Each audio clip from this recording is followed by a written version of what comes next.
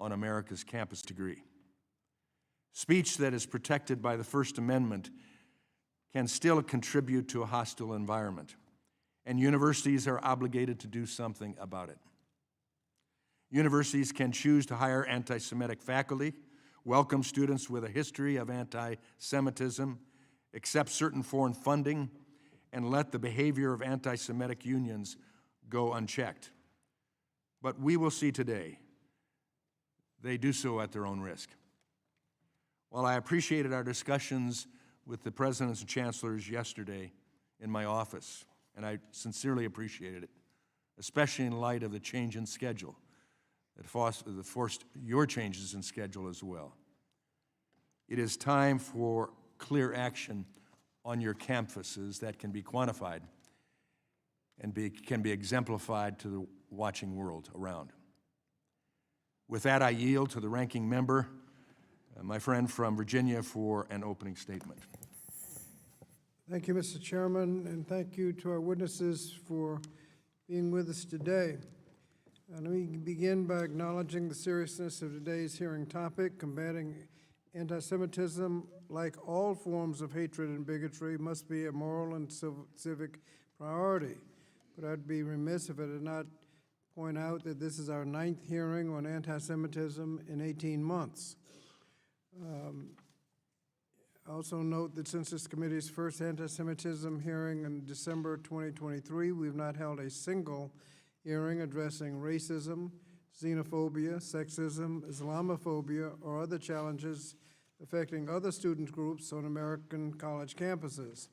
And I've witnessed this committee's silence on the administration's wholesale attack on diversity, equity, and inclusion and accessibility, DEI initiatives designed to make campuses more welcoming to all groups. And if we're seriously to address anti-Semitism and other forms of hate on college campuses, the process we could best use would be the vigorous enforcement of Title VI of the Civil Rights Act, enforced by the Office of Civil Rights in the Department of Education. Yet this committee majority has said nothing about the wholesale firings attacking the Office of Civil Rights. And while the committee is engaged in holding its 9th hearing on anti-Semitism, critical issues affecting public education in this country and viability of institutions of higher education institutions have been ignored. For example, in the last 6 months, our administration has taken harmful steps in the area of education. Specifically, nearly 50% of the department's workforce have been proposed to be fired, thus threatening the key role of department plays in keeping our nation's schools running and our students access to safe, welcoming environments. And yesterday, the Supreme Court majority green-lighted this fatal blow by permitting the department to proceed with this planned firing of employees responsible for managing student loans, collecting data and student learning trends, and relevant to this hearing, enforcing the civil rights protections of students. And yesterday evening, President Trump announced on a social media platform that based on the Supreme Court decision that Secretary of Education should proceed with the dismantling of the Department of Education. And we're seeing the impact on this action. The department is requiring many of those with student loans to change to another loan program, but those students are unable to do it because of inadequate staff at the Department of Education. That's before more people are being fired. Now, the area this committee has not held a hearing on is the impact of stripping critical federal funding on the integrity of higher education institutions and their contributions to science, medicine, and global competition. This committee has also not examined how the recent enacted reconciliation law, or as Democrats call it, the big ugly bill, will impact student loan borrowers. This law will raise costs for students seeking higher education by forcing student loan borrowers into unaffordable repayment plans, eliminating resources to help struggling borrowers, pushing students into predatory private loan market by eliminating Graduate Plus loans, capping Parent Plus loans, and limiting Pell Grant access. Further, the law exposes students to predatory for-profit institutions by stopping the implementation of the 2023 Borrower Defense Regulation, which provides student loan relief for millions of borrowers defrauded by their schools, or the 2023 closed school discharge regulations, which provide student loan relief for students whose institutions closed before they were able to complete their programs. Also on July 1st, with little warning and no justification, this administration announced it was pausing nearly $7 billion in education programs that the administration initially proposed to eliminate in next year's fiscal 2026 budget. Again, we have had no hearings to examine the effect of the threat of loss of funding on the following programs. On Title IIA programs, supporting effective instruction, grant programs which support professional development and other activities to improve the effectiveness of teachers, school leaders, including reducing class sizes. 3A program, English language acquisition, which supports language instruction to help English language learners become proficient in English. The Student Support Academic Enrichment Grants, Title IVA program, which provide flexible funding for school districts for a wide range of activities, including supporting STEM education, accelerating learning courses, college and career counseling, school-based mental health services, and improving school technology, among others. And another Title IV program, Title IVB, the 21st Community Learning Centers, which support high-quality before and after-school programs focused on providing academic enrichment opportunities for students. The Title IC program, Migrant Education, which supports educational needs of migratory students, including children of migrant and seasonal farm workers, and the Adult Basic Literacy Education State Grants, including Integrated English Literacy and Civics Education State Grants, which support adult education and literacy programs to provide basic skills to help prepare adults and out-of-school youth for success in the workforce. All of these programs are at risk of the abrupt loss in funding. In response, a number of the state attorneys general have filed an emergency lawsuit just yesterday. However, cash-strapped school districts, particularly those in low-income and rural areas, cannot afford the delay in funding and will likely be forced to either lay off staff or cut back programs and services.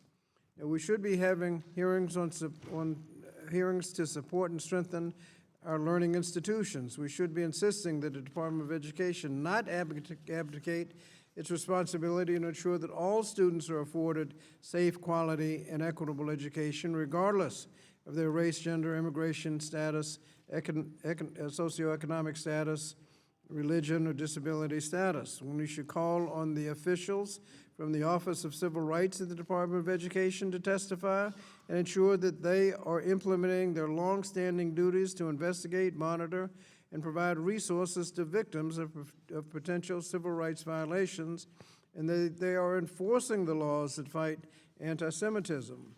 So, Mr. Chairman, as we conduct our 9th hearing on this issue, I urge you to also focus some of your attention to those who have the responsibility to protect students from hate and discrimination, the Office of Civil Rights, or whatever is left of it, and the pressing issues facing colleges and students today.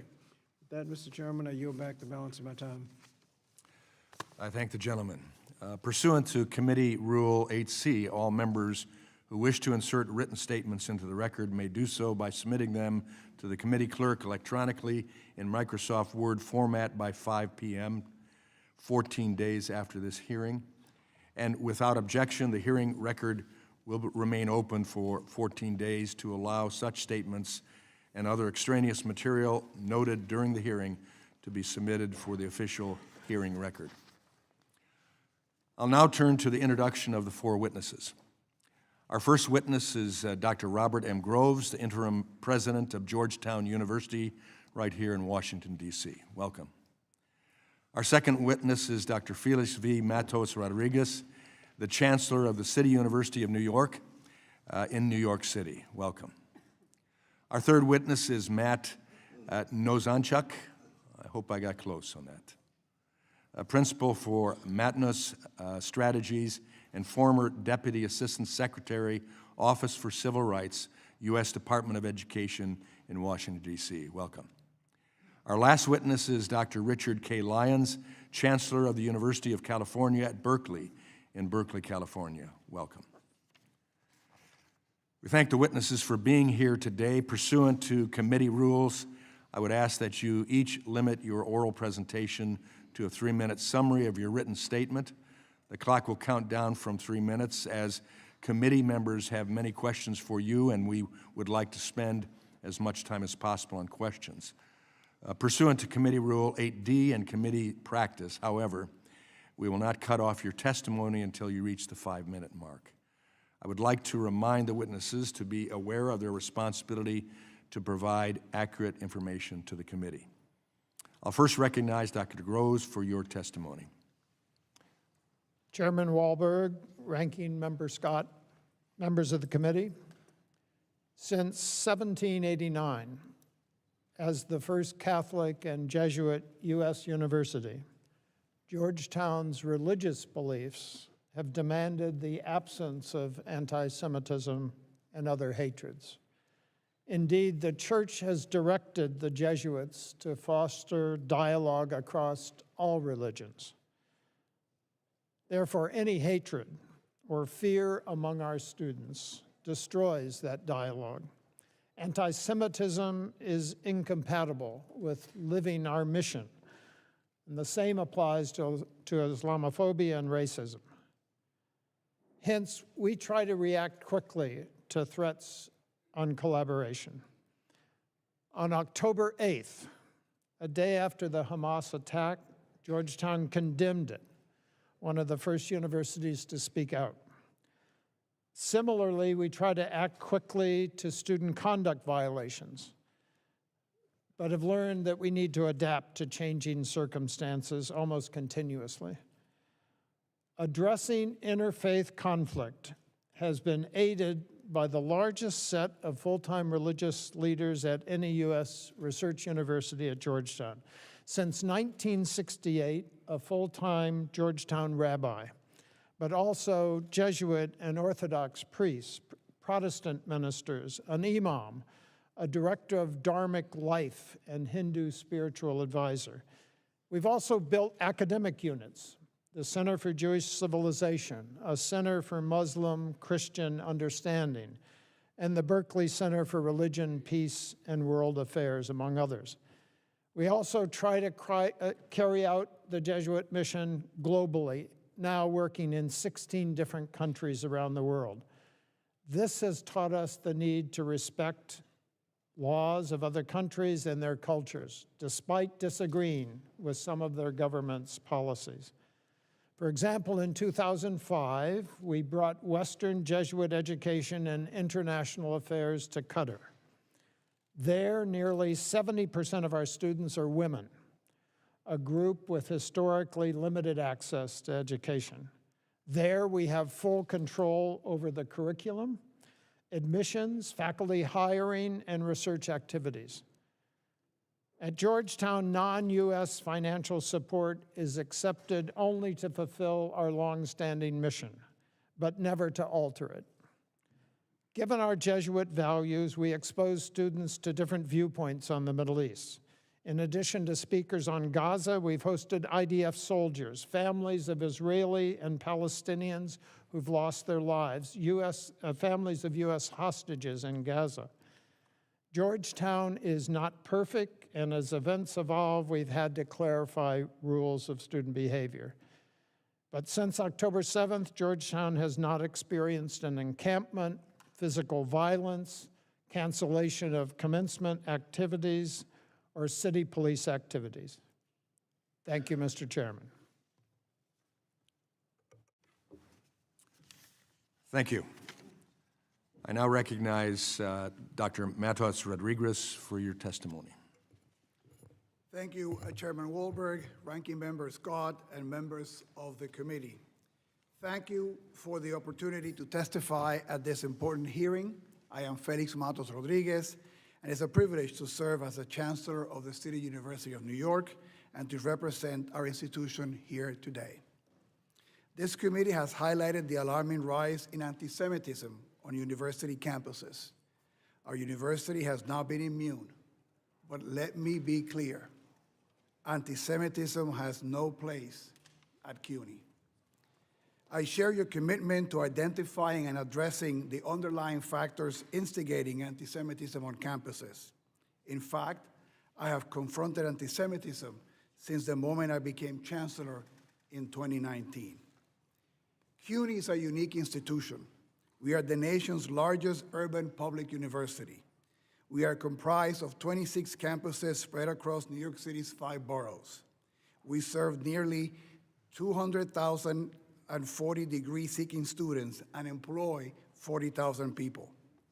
Each of our campuses has its own president and administration, and as chancellor, I oversee the university's operations and policies to advance our mission of providing accessible, high-quality education.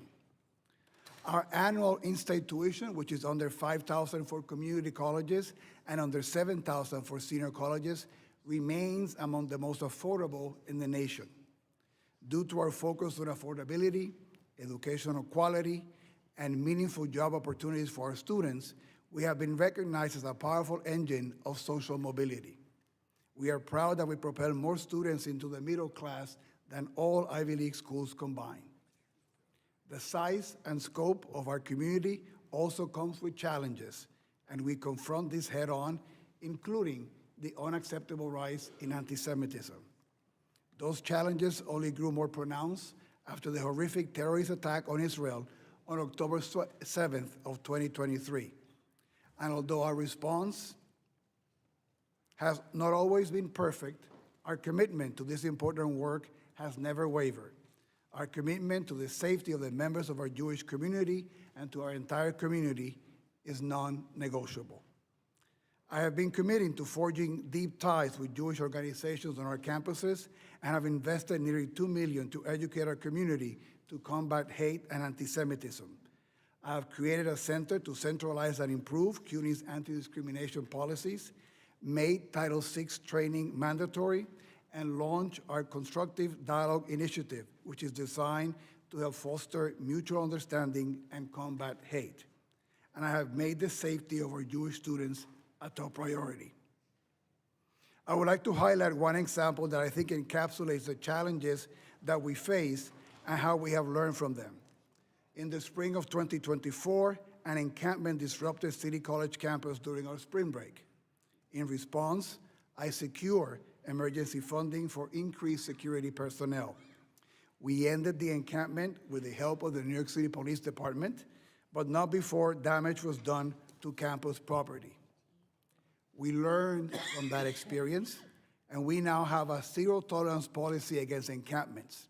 We've also hired more than 150 full-time security employees and contracted with an additional 250 security personnel. Our approach has shown results. This past spring, we applied our zero-tolerance policy and worked with CUNY Public Safety to prevent an encampment at City College. Our student safety is and must remain a top priority, and we're committed to constant vigilance against anti-Semitism. Although I am proud of the progress that we have made, I know that we must never rest until every student on our campus is safe, feels safe, and can fully participate in student life.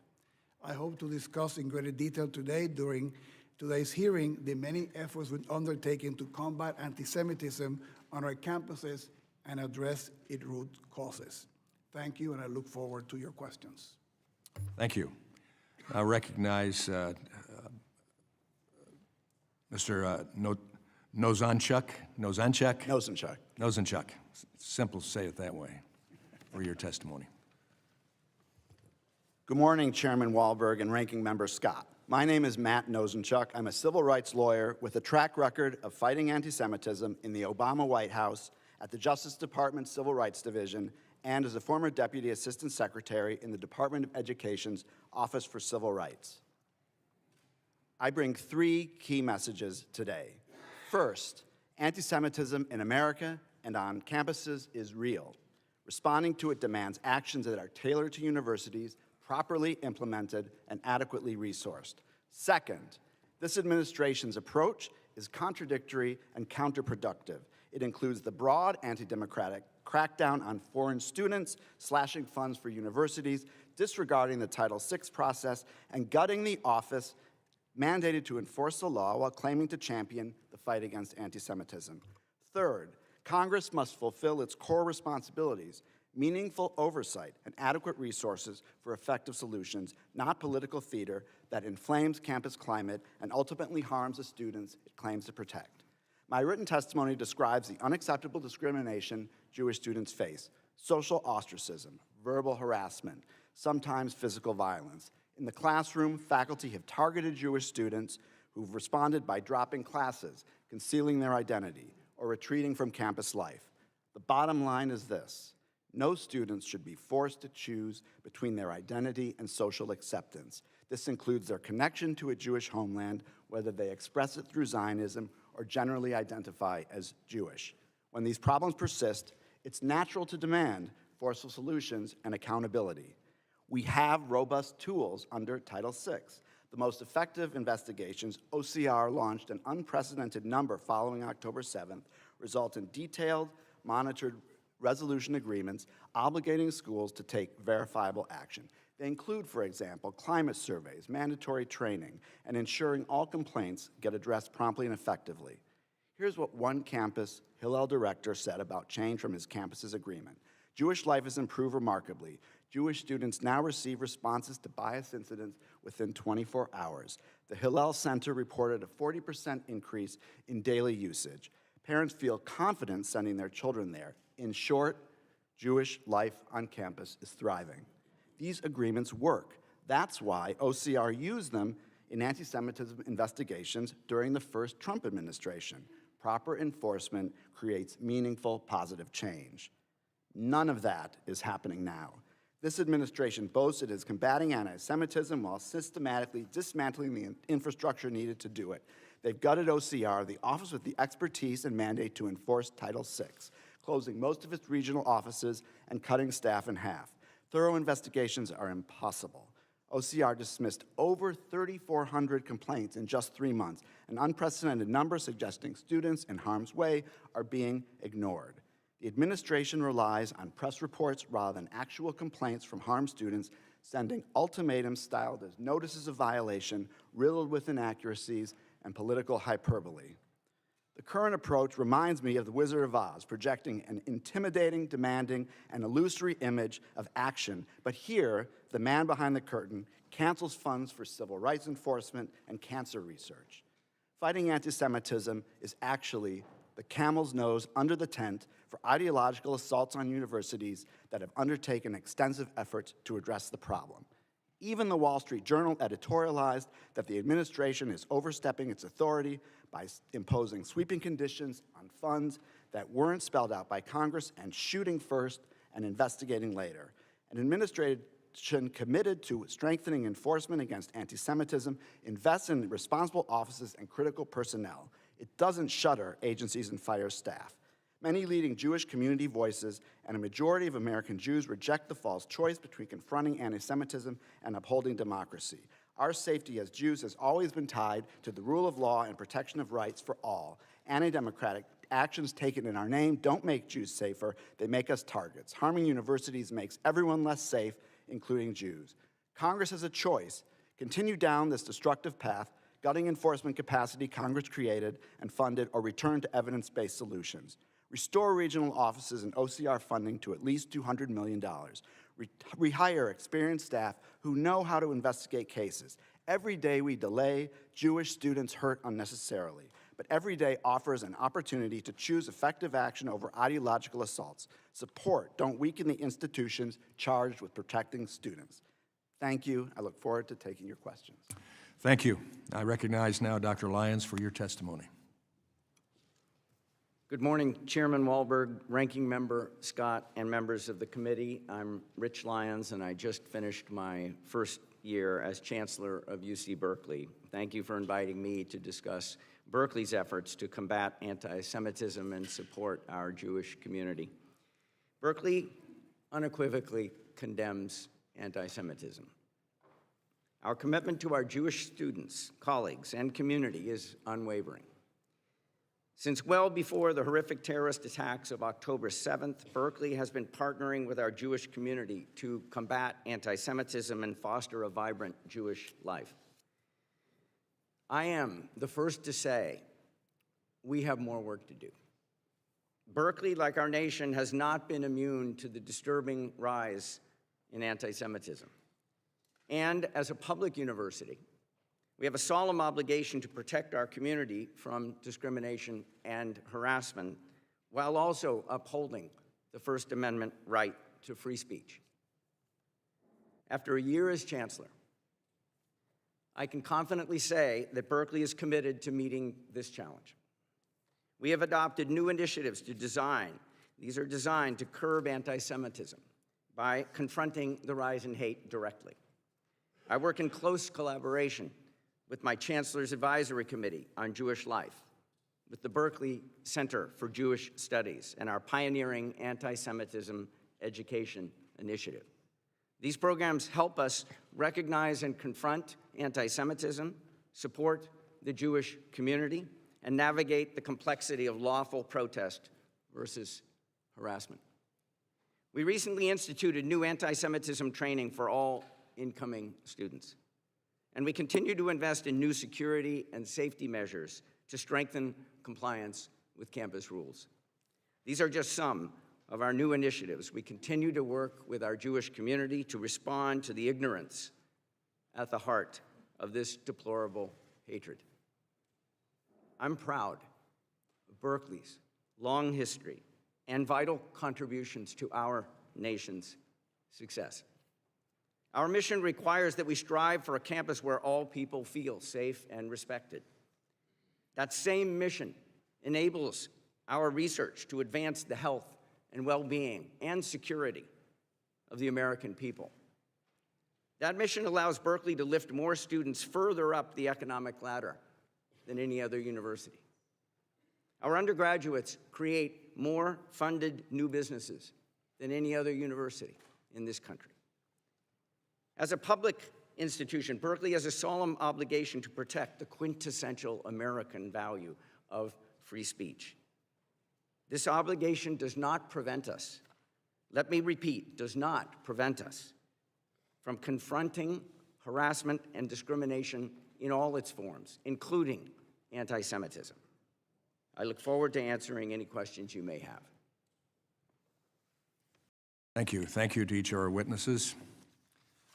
Under Committee Rule 9, we will now question witnesses under the 5-minute rule. I'll recognize myself for 5 minutes.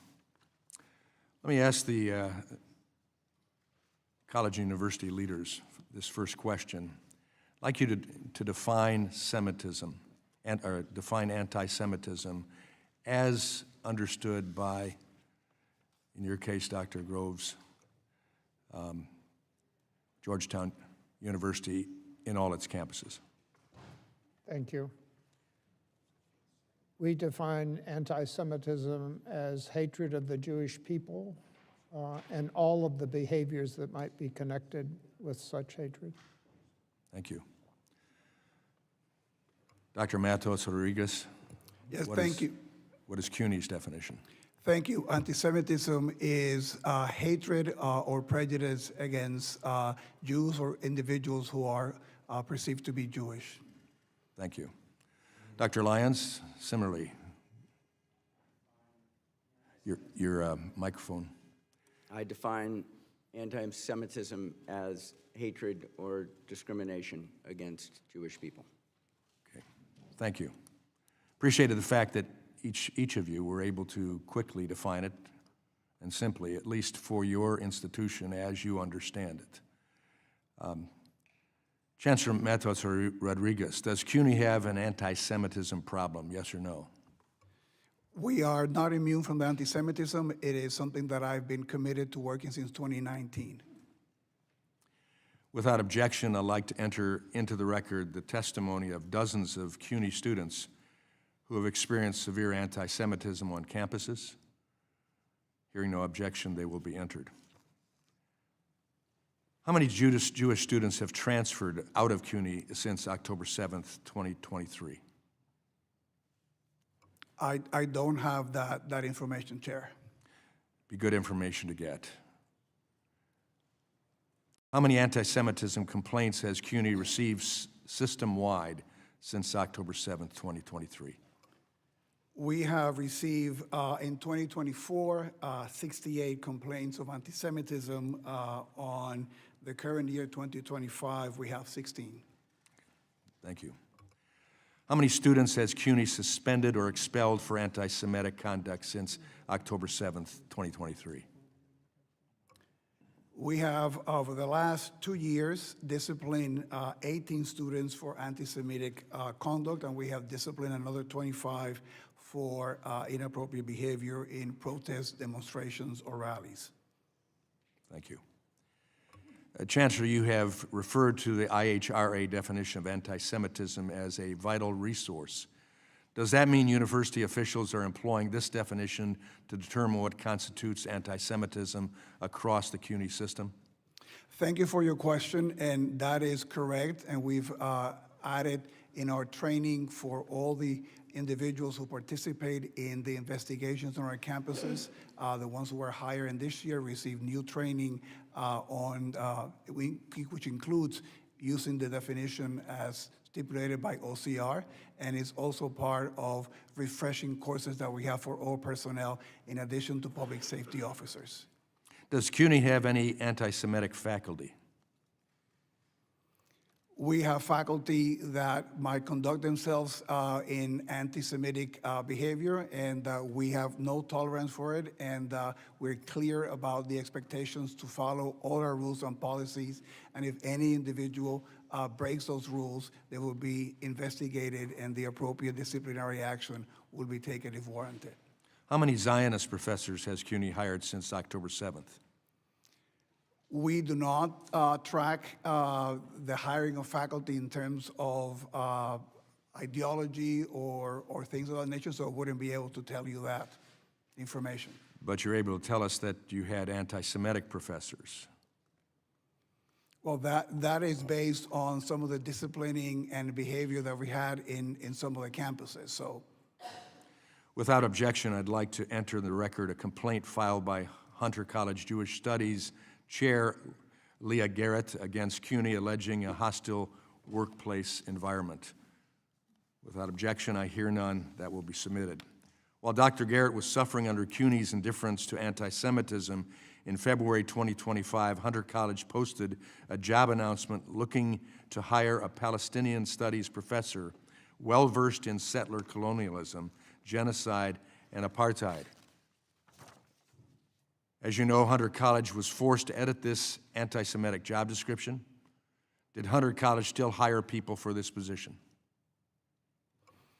when that posting reached my attention, we made sure to tell Hunter College that it was entirely inappropriate to have that posting, that it needed to be modified, and that they needed also to take steps to make sure that any postings in the future would not contain language like that. That hiring process is ongoing. That's an issue of great concern to us. We continue to hear rhetoric denouncing settler colonialism and Israeli genocide contribute to anti-Semitism in the college and CUNY specifically. My time has expired, and now I recognize the gentlelady from Oregon, Ms. Bonamici. Thank you, Mr. Chairman. Thank you, Ranking Member, and thank you to the witnesses. Since our last hearing on this issue in May, the Jewish community has experienced more devastating losses, including the fatal shooting in Washington, D.C. of 2 Israeli embassy employees and the Molotov cocktail attack on peaceful marchers in Boulder, Colorado. As I have said before in this committee, there has been an undeniable rise in anti-Semitism and hate speech across the country and around the globe. Jewish students and all students deserve to feel safe and be safe on college campuses and everywhere. No one should be afraid of harassment or discrimination because of their faith. And I have said before that if the majority wanted to fight anti-Semitism and protect Jewish students, they should condemn anti-Semitism in their own party and at the highest level of government. They have failed to do so. Multiple White House officials have ties to anti-Semitic extremists. This includes the current liaison to the Department of Homeland Security, the communications director for the Office of Management and Budget, and the press secretary of the Department of Defense, who posted Nazi slogans on her personal social media accounts and promoted the anti-Semitic Great Replacement conspiracy theory. The leader of President Trump's so-called anti-Semitism task force actually talked about revoking Jew cards and shared a post on social media from the former leader of a white supremacist organization that called for the, quote, Nazification of America. Donald Trump has continued to spout anti-Semitic venom, most recently at a rally where he said, no going to the banks and borrowing from, in some cases, a fine banker, and in some cases, Shylocks and bad people. He tried to walk back those statements, saying incredulously that he had never heard the term Shylock used in an anti-Semitic way. Words matter, and the President of the United States should not be using words, especially anti-Semitic tropes, if he does not know what they mean. Have any Republican colleagues here today condemned these acts of anti-Semitism from the President and members of the administration, or called for removal of these individuals from office?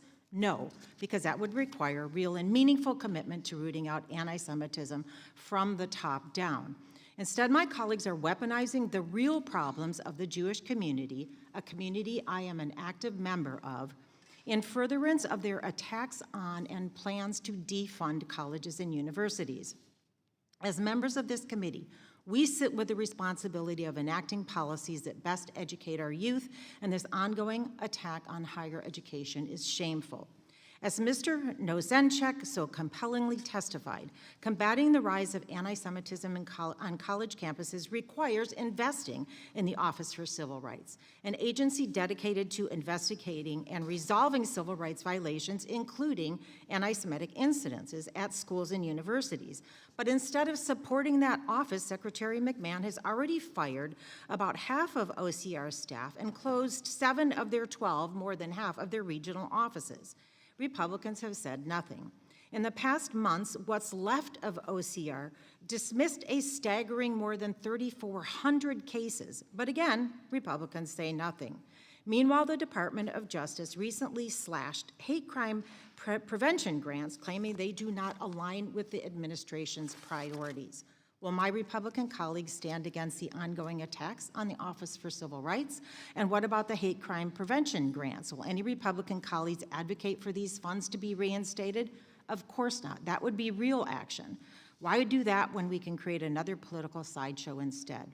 Education has always played a significant role in the efforts to end anti-Semitism, but that's not what this committee has been doing. With drastic budget cuts, the hiring of bigoted individuals at the highest levels, the embrace of white Christian nationalism, and, I might say, in stark contrast to Jewish values, the abhorrent failure to respect basic human and constitutional rights, this administration is creating a culture of disrespect and danger, not just for Jewish students. Perhaps that should be the focus of this hearing. Additionally, instead of giving OCR the staff and resources they need to do the fact-based Title VI investigation, the Trump administration has actually withheld hundreds of millions of dollars from colleges and universities, apparently to punish for them rather than address anti-Semitism. But this kind of imposition of collective punishment hurts all students, including Jewish students, because it will lead to fewer academic options and higher tuition. I wonder if that isn't the point. As I have said before and will continue to repeat, I am a member of the Congressional Jewish Caucus. I am a mother who raised her children in a Jewish home. I'm an active member of my synagogue. I am extremely disappointed in the majority for exploiting my community's legitimate fears and concerns as they advance discriminatory, regressive, unconstitutional, and harmful policy. Jewish Americans and the American people deserve better. I yield back. Gentlelady's time has expired. Now recognize the Chairwoman Emeritus of this committee, Representative Fox. Thank you very much, Mr. Chairman, and I thank our witnesses for being here today. And I will ask you, when it's appropriate, I'd like a yes or no answer.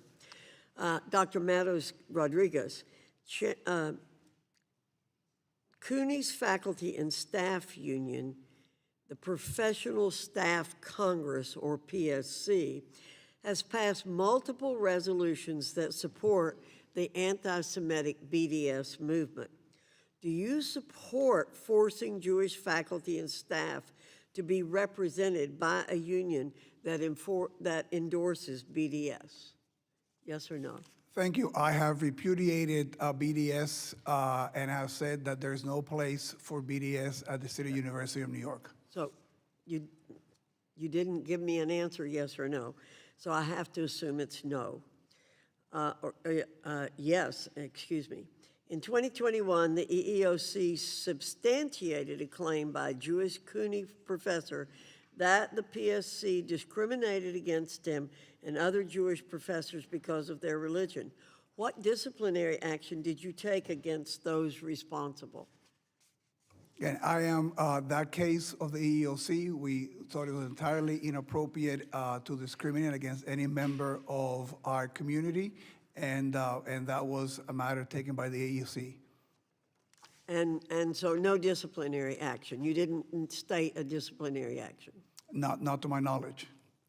Does the PSC have an anti-Semitism problem?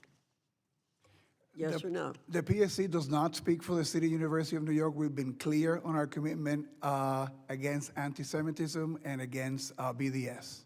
So the president of the PSC personally supports BDS. Do you view this as problematic? Again, the PSC does not speak for the City University of New York. My understanding also that the last vote that they took, they So you rejected. obviously don't think it's problematic. Thank you.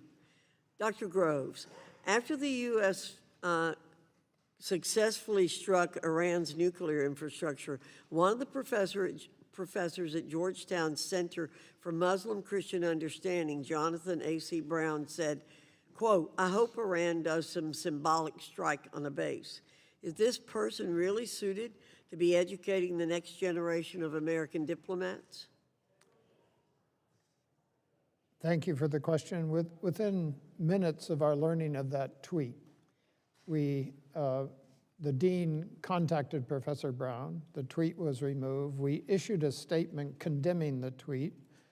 Professor Brown is no longer chair of his department, and he's on leave, and we're beginning a process of reviewing the case.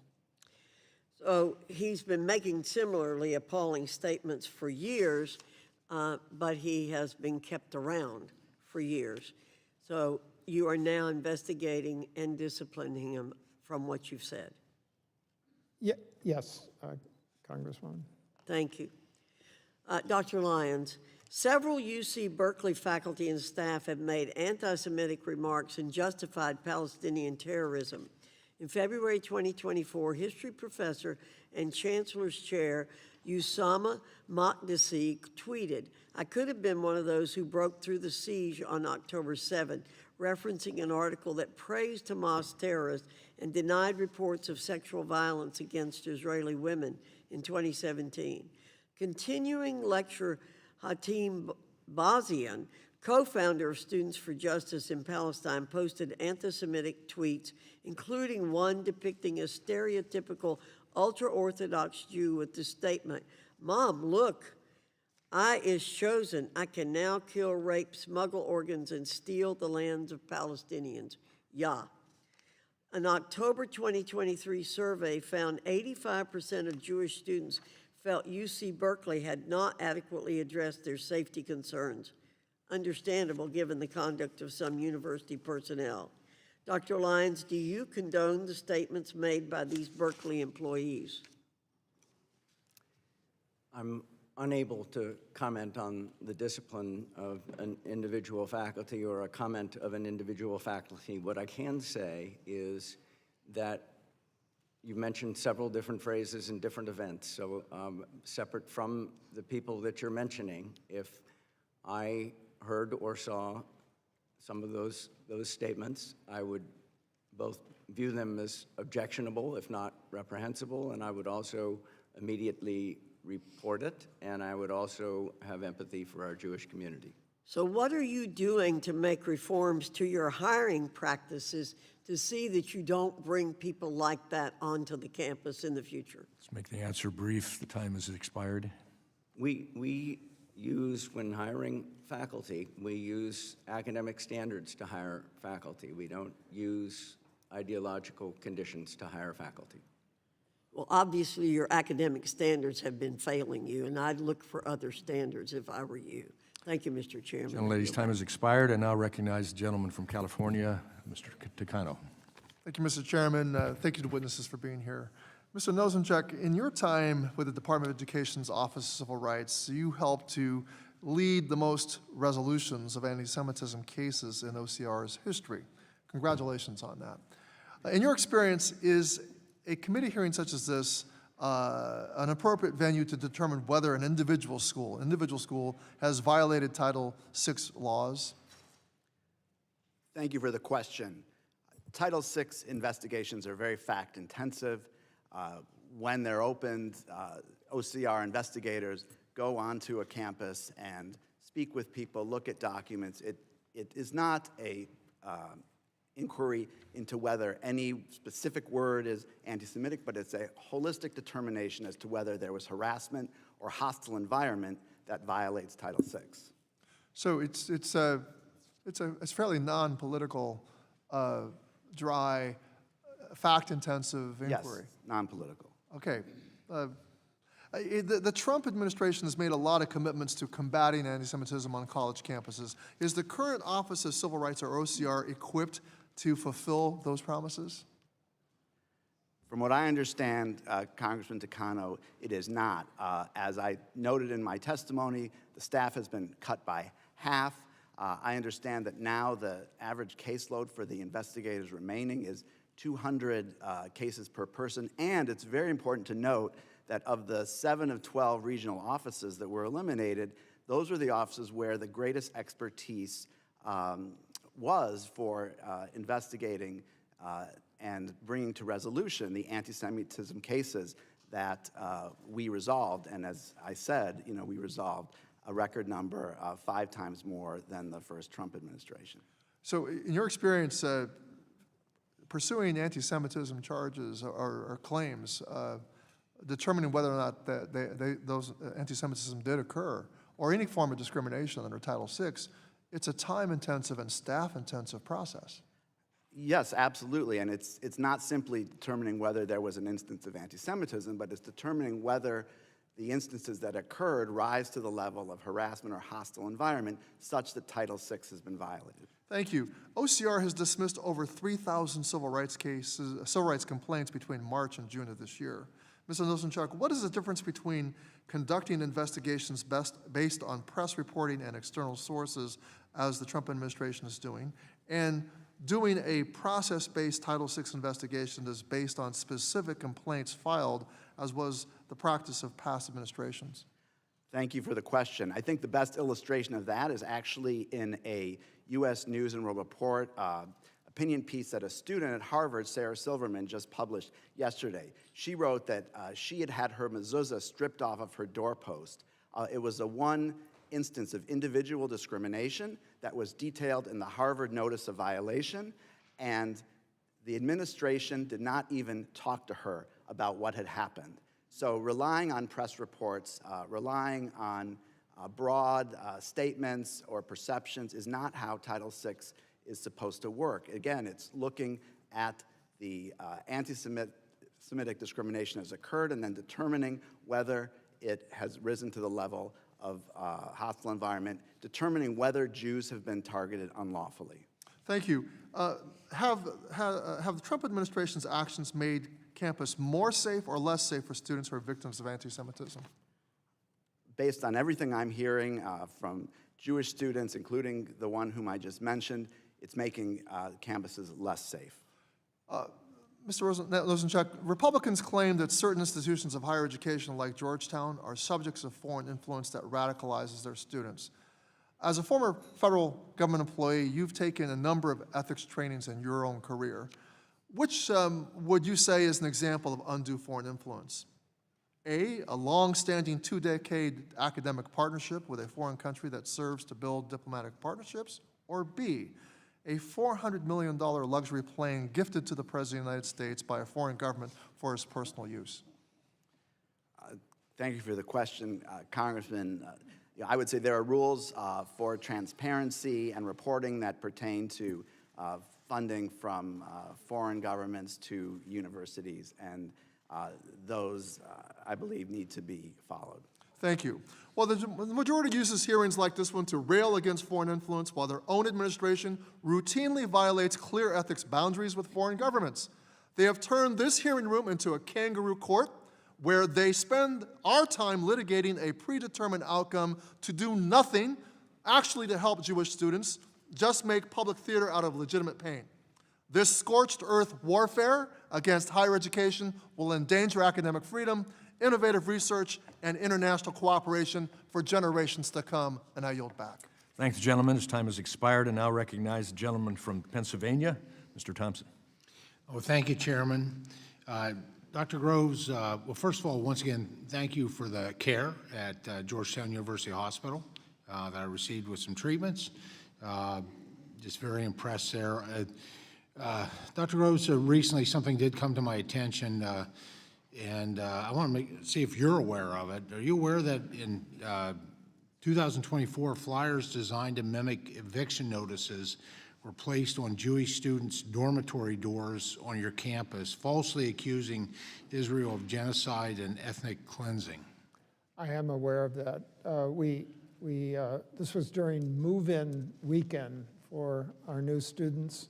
We acted on that immediately, removed the eviction notices with a assembly of staff around, identified the perpetrator of this, and discipline was done for him.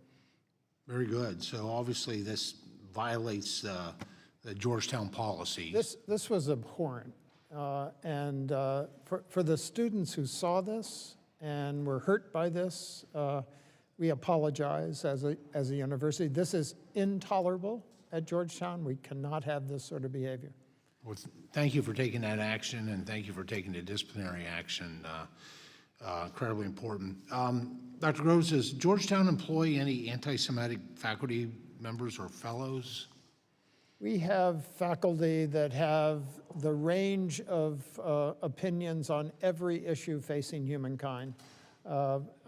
We police carefully the behavior of our faculty in the classroom and their research activities. They are free, as all residents of the United States, to have speech in the public domain. And yeah, I wanted to point out one in particular, one to start with anyone. Imad Shaheen, a senior fellow at Georgetown Center for Muslim-Christian Understanding, which I find interesting, Muslim-Christian Understanding, and he applauded the terrorist attack on October 7th, stating it would, quote, bring about this change that we long for. Does Shaheen's description of the October 7th terrorist attack, the quote, change that we long for, end quote, violate your university's harassment and discrimination policies? That was an abhorrent tweet that was sent out. That is not the Georgetown policy. What we do in cases like that is to assure that the student welfare and the welfare of the GEO community is protected through events like that. So the protection, did that include disciplinary action or an investigation into Imad Shaheen for his statement? We have, I can't cite that particular case, but I can assure you, Congressman, that we have dismissed faculty for anti-Semitic behavior on social media in the classroom, and also dismissed staff for the same behavior. Well, there's another one in a social media post. The associate director of the Bridge Initiative of Georgetown, Mubashra Tazamal, reposted a statement that said, Israel has been recreating Auschwitz in Gaza for 2 years. Do you believe it's appropriate for a Georgetown-affiliated scholar to publicly endorse a statement comparing Israel actions in Gaza to the evil of Auschwitz? No, I reject those kinds of statements. That's not the policy of Georgetown, and I want everyone to know that to the extent that hurt Jewish students, Jewish faculty, Jewish staff at Georgetown. I apologize for that, but that's behavior covered under the First Amendment on social media that we don't intervene on. What we do intervene on quickly is behavior that affects our students in the classroom and research-related activities that involve students. So there's, so this individual didn't face any disciplinary action or consequences? Not to my knowledge. Yeah, in a director position, no less. Dr. Rose, what message do you think the university's inaction sends to Jewish students on your campus? You know, we have a variety of ways to stay in touch with our Jewish community. Our Jewish Life office is a wonderful resource. We meet with our rabbi. We meet with Jewish students. We meet with Jewish faculty to keep a sense of the pulse of the culture. Dr. Rose, I appreciate it. My time is almost gone. If I may, just one more question. When hiring faculty, does Georgetown currently have a vetting process that includes screening for anti-Semitic content and a candidate's public record? Not at this time, Congressman. Thank you. Thank the gentleman.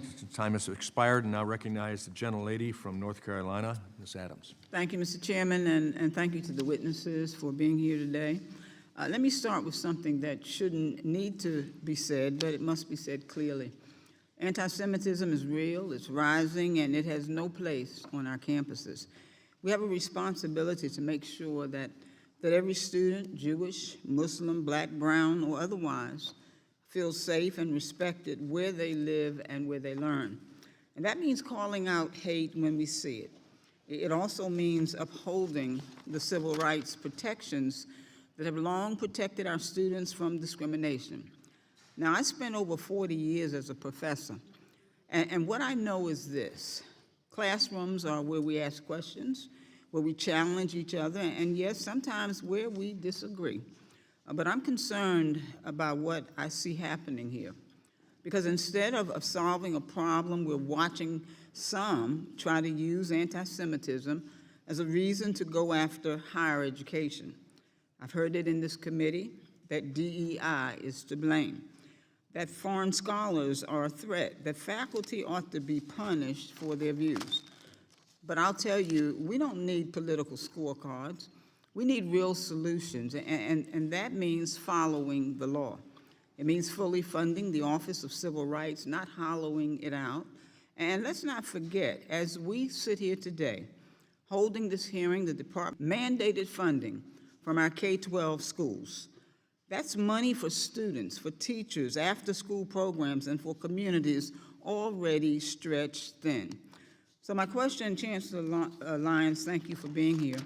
Your institution has a long history with student protests, some of it deeply troubling, and some of it a reflection of the moment that we're in. But I want to ask you something else. How does your institution protect academic freedom while also keeping students safe? And what does it say about your values when those freedoms are tested? Thank you for the question. You're describing what is a very complex set of questions. The freedom to discover, the freedom to learn, the freedom to teach, these are fundamental freedoms. And so when we talk about academic freedom, let's just be clear that those are the fundamental freedoms that we protect. And at the same time, we have this obligation toward free speech. Does it frustrate us as presidents? I'll speak for myself. This is frustrating. People say, well, just drive down the middle of the road. This is a very complex road to drive down. And so we are constantly making judgments around how do we keep people safe and supported, and also how do we make sure that we are protecting free speech and the marketplace for ideas. Thank you, sir. Let me move on. Chancellor Matos, Chancellor Matos Rodriguez, thank you as well. CUNY is a large and complex system, 26 campuses across 5 boroughs. That's no easy task. So let me ask you first, have some of the protests we've seen involved people from outside the CUNY community? Absolutely appreciate the nuance. Our campuses are the city of New York. So in many, many cases, some of the events that occur are really occurring in the streets of New York City that are contingent to our campuses. So that presents So you can give challenges me a to us. yes or no? Yes. Okay, thank you. Second, how is CUNY working across New York's diverse neighborhoods to confront anti-Semitism in a way that includes everyone? Thank you. Since I mentioned, I've been committed to this since I became chancellor in 2019. I had learned as president of Queens College that you needed to bring people together. We had at Queens College the largest Muslim and Jewish populations of our campuses at CUNY, and I learned the value of bringing people together. So I have a Jewish advisory committee on Jewish life that I brought together in 2023 to listen to the members of the community to get their feedback and Okay. get answers. Thank you so much. Let me ask you one final thing. We've heard concerns from faculty who were recently not reappointed despite having full enrolled classes scheduled for the fall, and I understand that those matters may be going through a formal process. I know you may not be able to speak to individual cases, but as a former professor myself and a department chair, somebody who believes deeply in transparency and fairness, I want to ask you, would you be willing to follow up with my office and provide more information on the policies and procedures that guide faculty appointments and reappointments at CUNY? I appreciate the question. We're here to answer all the questions and cooperate fully with the committee. Okay, thank you, sir. I think my time is up. Mr. Chairman, I yield back. I thank the gentlelady. Now I recognize the gentlelady from New York, Ms. Stefanik. Thank you. I want to begin by discussing the heinous scourge of anti-Semitism on your watch as chancellor at CUNY. You are aware at Baruch, Jewish freshmen were welcomed with heinous anti-Semitic taunts about the hostages killed by Hamas. Quote, "Where's Hirsch, you ugly expletive, expletive? Go bring them home," end quote. Quote, "You ain't going home tonight. Go back to Brooklyn. All Zionists are terrorists," end quote. Are you aware of those anti-Semitic harassment slurs? Those are deplorable statements, and if they were associated with the event at Baruch, an investigation was done and students were disciplined. And students were disciplined in both of those cases? At Hunter, Jewish students were forced to enter the main university building under a swastika for hours. Is that correct?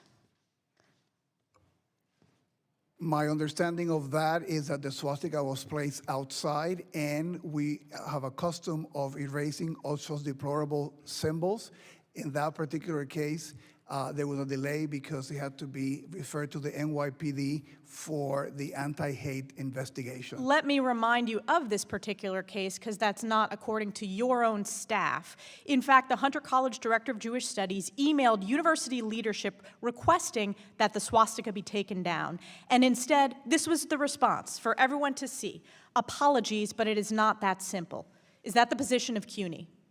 It is entirely unacceptable that. And was this administrator disciplined who emailed? Again, in that particular case, we were working with the New No, York City Police was this Department. administrator disciplined for sending this response?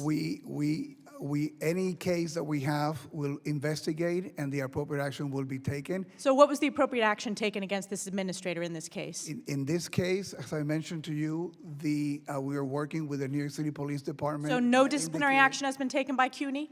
Is that Again, correct? we will investigate any action. So an and take action. investigation, but no actual action, like so many of these failed university presidents. But it's not just this case. You talked about how you focused on this since 2019. But let me remind you, in 2021, you hired Abdi Allah as CUNY's Chief Diversity Officer, and this role includes overseeing anti-Semitism complaints and initiatives.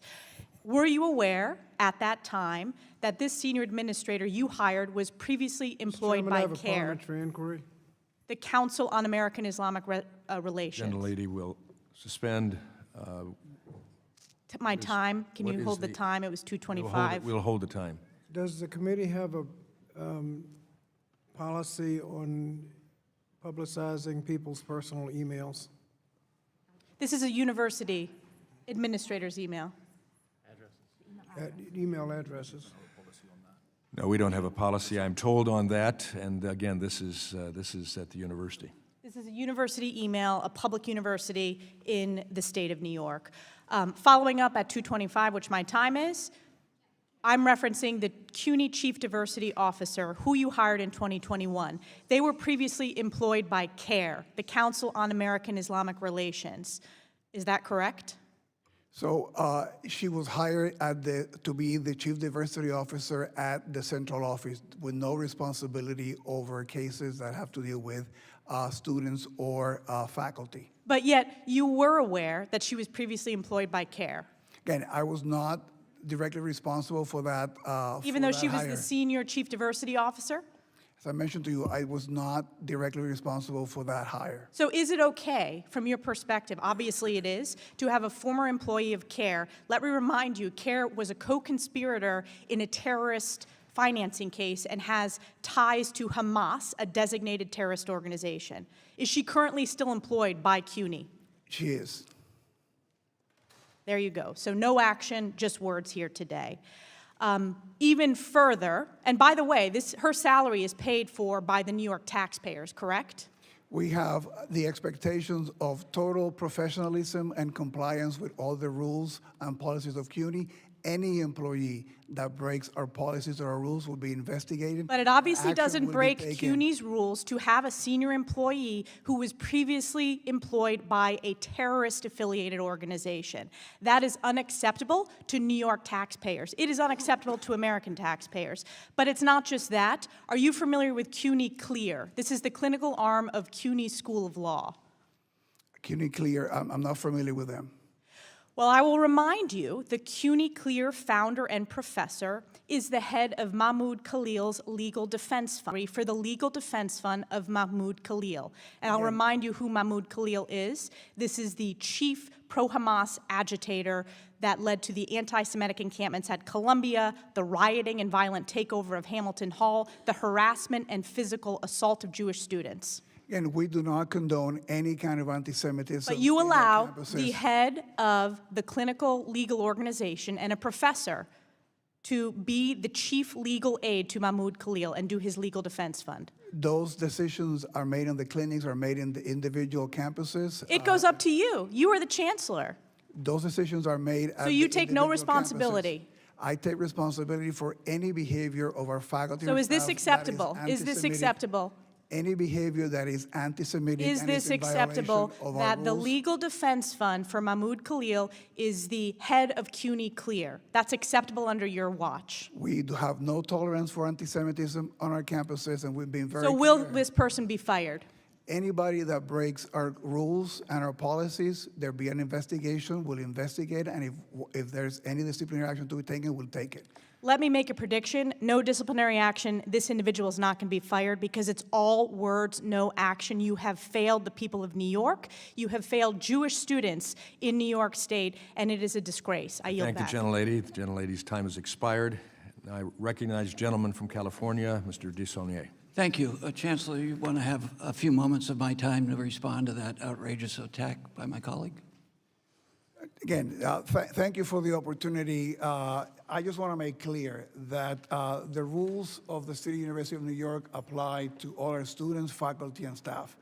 Anybody who behaves in any way that it is anti-Semitic, that sponsors violence against members of the Jewish community or any community, discriminate or harass, will be investigated and held accountable based on our rules. That it's clear, it's our commitment. I have been engaged in fighting anti-Semitism as chancellor since I became the chancellor in 2019. Have been working very closely with many of our Jewish stakeholder organizations, led a delegation of presidents and deans to Israel back in 2019 to encourage our ties with universities in Israel and cultural institutions and artistic institutions in Israel. We have made very clear our time and place and manner policies on our campuses to make sure that individuals can exercise their right. Thank you, Chancellor. Appreciate it. I want to save a little bit of my time, but I appreciate it. Mr. Chairman, I ask unanimous consent to enter into the record a letter from Jewish faculty at the University of California supporting the actions of the administration against anti-Semitism. Without objection and hearing none, it will be entered. Thank you. I want to thank all the witnesses here.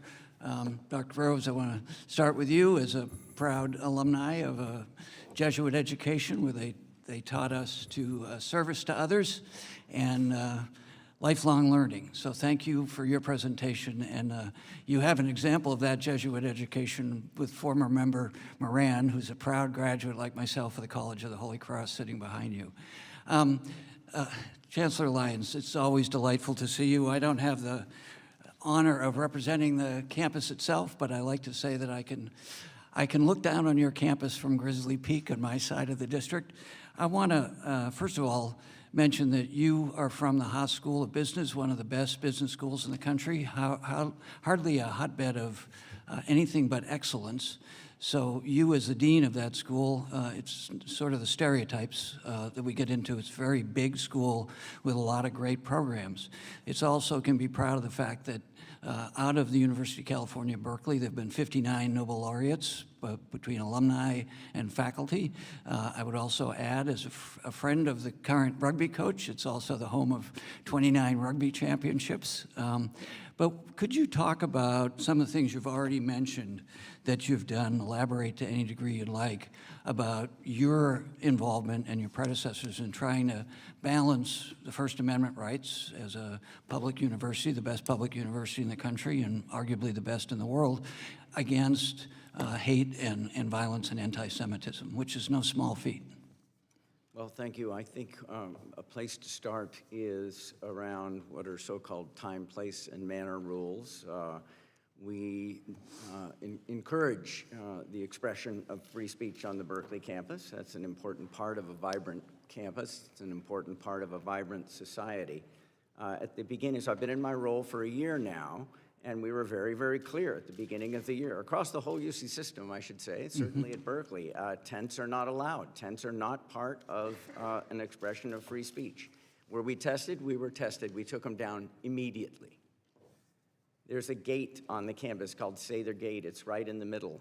It got partially blocked, and some of the times before I became chancellor, one of the no tolerance rules, we communicated it clearly, is no blocking the gate and any part of the gate. There was a sukkah that got erected in front of the gate. We took it down effectively immediately. Anyways, part of the time, place, and manner rules, that's not just something to counter anti-Semitism. Those time, place, and manner rules need to be content neutral, and they are. But we needed to communicate what the standards are, while at the same time making sure students know that expressing your views consistent with the First Amendment is something that Berkeley doesn't just condone, it actually encourages it. And consistent with a letter from the faculty that I am submitting, how have the various communities responded to that? Well, thank you. I'm particularly heartened by that faculty letter. They did not need to do that. There were over 80 of them. These are our Jewish faculty who are saying, not that Berkeley is perfect. As I said in my opening statement, we have some getting better to do, and we're going to do it. But the idea that we made a lot of progress over the last year, and they are with us and with me, is heartening, and they like what they say. We've made a lot of changes, not just around time, place, and manner. We're connecting with the Jewish community and Jewish leadership in new ways. We have changed our education and training initiatives. We have a new course called Openness to Opposing Views that we plan to roll out as much as possible to incoming students. So there are many fronts. Appreciate that. The gentleman's time has expired. I recognize the gentleman from Georgia, Mr. Allen. Thank you, Mr. Chairman, and I want to thank all of you for being here today and testifying. Growing up,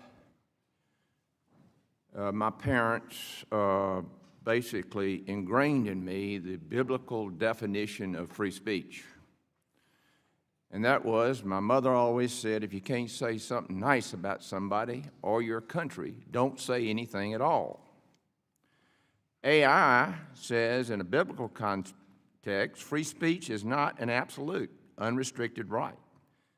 Instead, it is a freedom that comes with responsibilities and limitations. While the Bible emphasizes the importance of speaking truth and building others up, it also highlights the need for restraint, graciousness, and love in communication. Wouldn't this place be a better place if we could all behave like that? Isn't that amazing?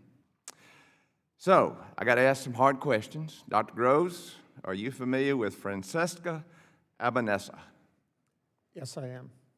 In 2014, Albanese wrote America and Europe, one of them subjugated by the Jewish lobby and the other by the sense of guilt about the Holocaust. When did Georgetown bring Albanese on as an affiliated scholar? I think she came in 2015 roughly, but she only gave a few lectures. She is not on the payroll of Georgetown and never was, Congressman. Was Georgetown aware of Albanese's anti-Semitic statements at that time?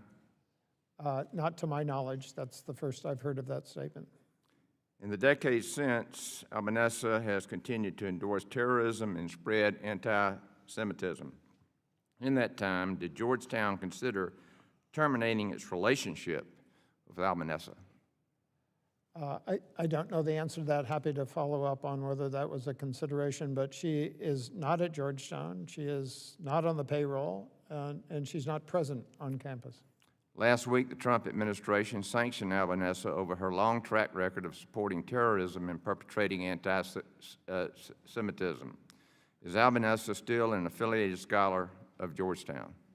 She is still listed as an affiliate, but she's not present on campus nor participating in the center. And let me tell you the problem we have here is, like I said, the way I was brought up, you have accountability, okay? In other words, you got to have guardrails. And if you get outside of those guardrails, you do something about it. You don't let this stuff linger on because it just rots. And that's the problem we all, I think, have up here is, for crying out loud, you got to get rid of these people that are perpetrating this hate. A question here, last April, the violent encampment at Columbia filled headlines, City College of New York. This encampment caused $3 million worth of damage. For example, how many CUNY staff, students, staff, and faculty were involved in the encampment? Do we know? So we ended up disciplining 7 individuals in that encampment who ended up breaking into one of the buildings. Well, I mean, were they put in prison? Have they been indicted? Have they gone before a jury of their peers for their crimes? We collaborated with the district attorney in those cases, and there were 7 individuals who were disciplined. I cannot comment on the individual discipline, but what I can tell you also, we have a zero tolerance policy on encampment. Some of the lessons learned in that encampment have guided our work after that, and that we've been successful in making sure that we have had no other encampments in our campuses as a result of that experience. Well, all I can tell you, things have changed a lot since I was in college. Where I went to college, they didn't put up with this stuff. And you knew it, and that's why you stayed within those guardrails. Of course, that's the way it was in high school and middle school as well. How many students have been suspended or expelled this year that because of this violence and vandalism? How many students have been expelled? Because of the encampment, Right.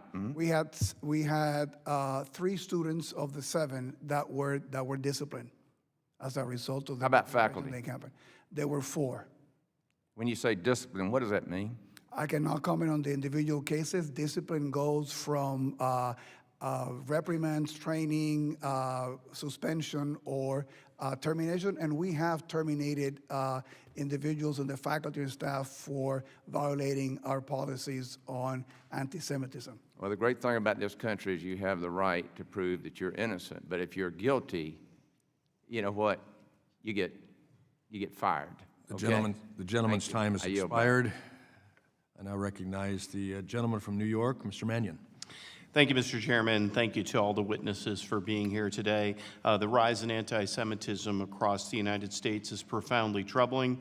We simply must do more to respond to these actions and ensure our Jewish neighbors and communities can live free from harassment, intimidation, and violence. We all must stand together to reject any targeted hatred or bigotry against any group due to their religion, ethnicity, or other demographic. But as we hold this hearing, let's be clear about the problem that we're facing. Anti-Semitism is not limited to just college campuses. It has spread rampantly in our communities, our online platforms, and our politics. Yet the majority of this committee are set on repeatedly singling out higher education and attacking university presidents and labor unions that represent their faculty while refusing to pursue serious, comprehensive solutions. In fact, they've supported this administration's moves to gut the Office of Civil Rights at the Department of Education, cancel grants for hate crime prevention, and openly has embraced individuals with known records of offensive, conspiratorial, hateful rhetoric. I call on my colleagues on the other side of the aisle to hold those in their own party accountable and approach this issue in a more thoughtful manner. Chancellor Matos Rodriguez, given the importance of combating anti-Semitism in our state, I'd like to give you an opportunity to elaborate on CUNY's efforts. Your testimony describes the independent investigation that was commissioned and the resulting report, which included a set of recommendations. What steps is the CUNY system currently taking to implement those recommendations? I appreciate the question, and those are the recommendations from the Lippman report, which we collaborated fully when the judge was conducting it, and we have embraced the recommendations that came from the judge and his team. One of the main ones was indicating that our decentralized structure made the follow-through in the cases of discrimination and the investigations not as responsive as they should be, something that we knew that was a challenge, and we have been advancing our work in that area, so I created a center. Now, all the complaints around discrimination, harassment are handled by one single center, which works on the training of all the individuals conducting the investigation, so we have more timely investigations, we're more responsive to that work. We also had a lot of critiques, valid critiques, to a portal that we created to centralize some of that before. And now we have procured a state-of-the-art system to manage all those cases so that we can be more responsive to the individuals who submit the claims, and they can be informed, so we can have better data to be more transparent to all the stakeholders that hold us accountable, and to manage those cases more effectively, and to have best practices all across the system replicated. So that's one of the recommendations from the Lippman report that we have embraced. The Lippman report also asks us to invest more in bridge building and giving tools to our faculty, students, and staff to navigate difficult conversations and issues. We launched the Constructive Dialogue Initiative. Actually, we have half of the campuses in training today at the central office. I would have been participating there had I been on the campus. And this is to give faculty, students, and staff tools to be able to have difficult conversations. We do not want people shying away from difficult conversations. They need to do it civilly, they need to do it respectfully, and they have to do it following the rules. So those are some of the investments that we've made as a result of the judge's recommendations. Yes, and you have communicated the progress in certain ways. Can you elaborate on how you've articulated that progress to students, faculty, and the broader community? So we've been engaged in communicating the work that we have done. I've indicated before that I have a Jewish Advisory Life Committee that has been both a resource to us of listening to what the community thinks we should be doing, but also as a way for us to convey some of the work that we have been doing in this arena. And we remain committed to this work with many of our Jewish stakeholder partners.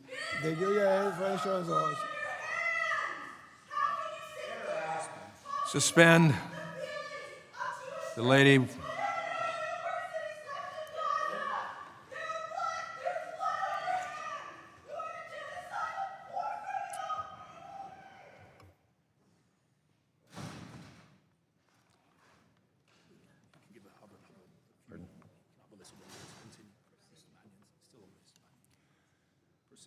Mr. Mannion, you may proceed.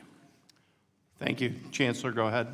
Thank you. I was going to mention one of the great joys of being the chancellor of CUNY is that we provide about a third of the new teachers that go to the public schools in New York every year. We have a partnership in a pilot with the UAA Federation of a training for all our students who are going to go to teach in managing difficult conversations in anti-hate and anti-Semitism, so that the teachers that are going to the New York City public schools are better equipped to be handling some of these issues. So we are deeply engaged in this work, and it's our commitment that we continue to do so. Thank you, Chancellor. Thank you, Mr. Chair. Gentleman's time has expired, and I recognize the Vice Chairman of this committee, the gentleman from Utah, Mr. Owens. Thank you so much, Mr. Chairman. I would say that, start off, that little outburst we saw a minute ago is exactly why we're having these hearings. The genesis of this anti-Semitism, this hatred that we're seeing across our country is coming from our universities. They come there with their tails wagging, ready to go out and build their dreams. They leave hating our country, hating each other, and anti-Semitism is flourishing because of it. This has been going on way too long, and we're going to have as many hearings as we have to dig this cancer out of our system. Our kids need to be leaving here knowing how to talk to each other, respect each other, and not having that kind of stuff we just had a minute ago. By the way, I don't doubt we might have some more before this is all over with. That's how they think they can get their message through. We're going to have as many oversight meetings we have to eradicate this evil of discrimination that we're seeing on college campuses. We have a dual mission here with this committee, to be the voice of Jewish students who pay good money, $70,000 per year, to be harassed, to be hated, and to be disrespected. The message very simply to college leaders is very simply this: either eradicate this cancer or there will be consequences. This is coming from top down, not bottom up. We're going to make sure we change that. There's been a lot of debate over what constitutes anti-Semitism. I just want to ask real quickly for the leaders here, the college leaders, yes or no? In denying the Jewish people their rights to self-determination, is that anti-Semitism, yes or no? Start off with. Yes. Yes. Is celebrating violence against Jews with phrases like globalized empata anti-Semitism, yes or no? As a threat, absolutely, Congressman. And any call to violence against Jewish members of our community is anti-Semitic and against our policies. If it's an incitement to violence, yes, it is. And I agree with your comments. Unfortunately, it's been so normalized, nobody seems to be held accountable for it when this stuff happens, by the way. Just want to make that point. Dr. Groves, are you familiar with Hamad El-Kurd, right? No, I don't know that name. Mohammed El-Kurd? No. Okay. He's an activist that has been spending a lot of time on your campus. He says Israelis harvest organs of the martyred and to have an unquenchable thirst for Palestinian blood. He's also said that the Jewish people control the media and wish that every single Zionist to perish. Would this be considered anti-Semitism? Absolutely, Congressman. He's also stated that Hamas had good political reasons for taking hostages and captives and were well treated. Now, this is after 250 innocent men and women and children were taken hostages, women raped, and children killed by Hamas. Would you consider good political reasons as agreement with what he just said about Hamas? No, I find that abhorrent. Okay. Would you agree that that's pure evil for what they did and for those who support what they did? We abhorred that attack and made the first statement on Okay. on Can you October 8th. agree? Can you agree with me Absolutely, that it's pure absolutely. evil? Yes. Okay. This same person, back in Georgetown, October 23rd, the same month of the massacre, El-Kurd described Hamas as the liberation movement and that the October 7th attack was a resistance tactic after 1,200 people have been massacred. Any idea how many times Georgetown students and faculty have invited Mohammed El-Kurd to speak in the last 3 years at Georgetown? I'm not aware of how many Okay, times. No. 4 times. 4 times. The last one was February 16th of this year.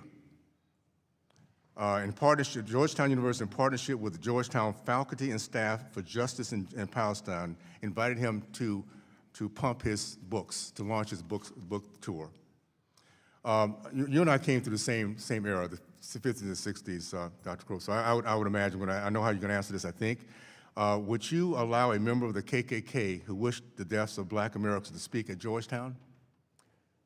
No, but we endeavor to have speakers from many different sides to give our students. So KKK member in today's environment, you would invite, you'll give him. No, I don't think we would. We do want to have our This is very students specific. exposed to This is different- very, yeah, this is a hate. You remember what the KKK used to do to Black people, right? Yes. Okay. So would you give him the platform to do that? No, I don't believe so. Okay. Well, to that point, if Georgetown would prevent white KKK bigots on the campus, why would the university, would disallow it? Why would the university allow, by faculty or students, to invite Palestinian anti-Semitic bigots? Because that's what this guy is. I'm about to run out of time. I just want to say this. You have, your time has expired. Yes, okay. It's time to get this together, and I'm glad. Thank you, Mr. Chairman, for doing what we're doing right now. Appreciate it.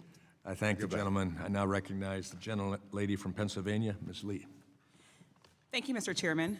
Like others, I've expressed my concern that despite 9 hearings on anti-Semitism since I've joined Congress, that we've yet to have a single hearing on any of the other very pervasive forms of hatred that's rising in our country right now. Anti-Blackness, of course, which remains foundational, anti-Muslim hate, which is approaching levels unseen since 9/11.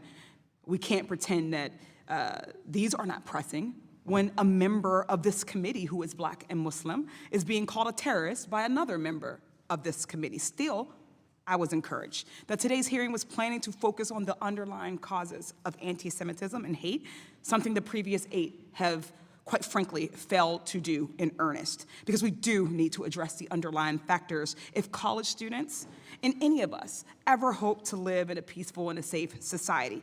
Instead, it was made immediately clear, unsurprisingly, that this is yet another hearing to demonize Muslims and their religion, to demonize Palestinians, including those in Gaza who have undeniably faced unspeakable harms, a humanitarian crisis, and human rights crisis, and particularly the young students, activists, and faculty who are determined to stand up against human rights violations.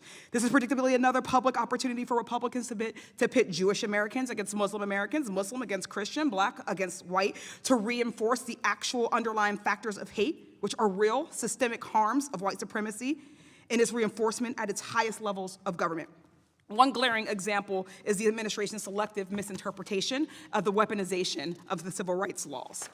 Mr. Nosenchuk, in your testimony, you discussed how the Trump administration is imposing draconian penalties that are completely divorced from supporting Jewish students or addressing anti-Semitism.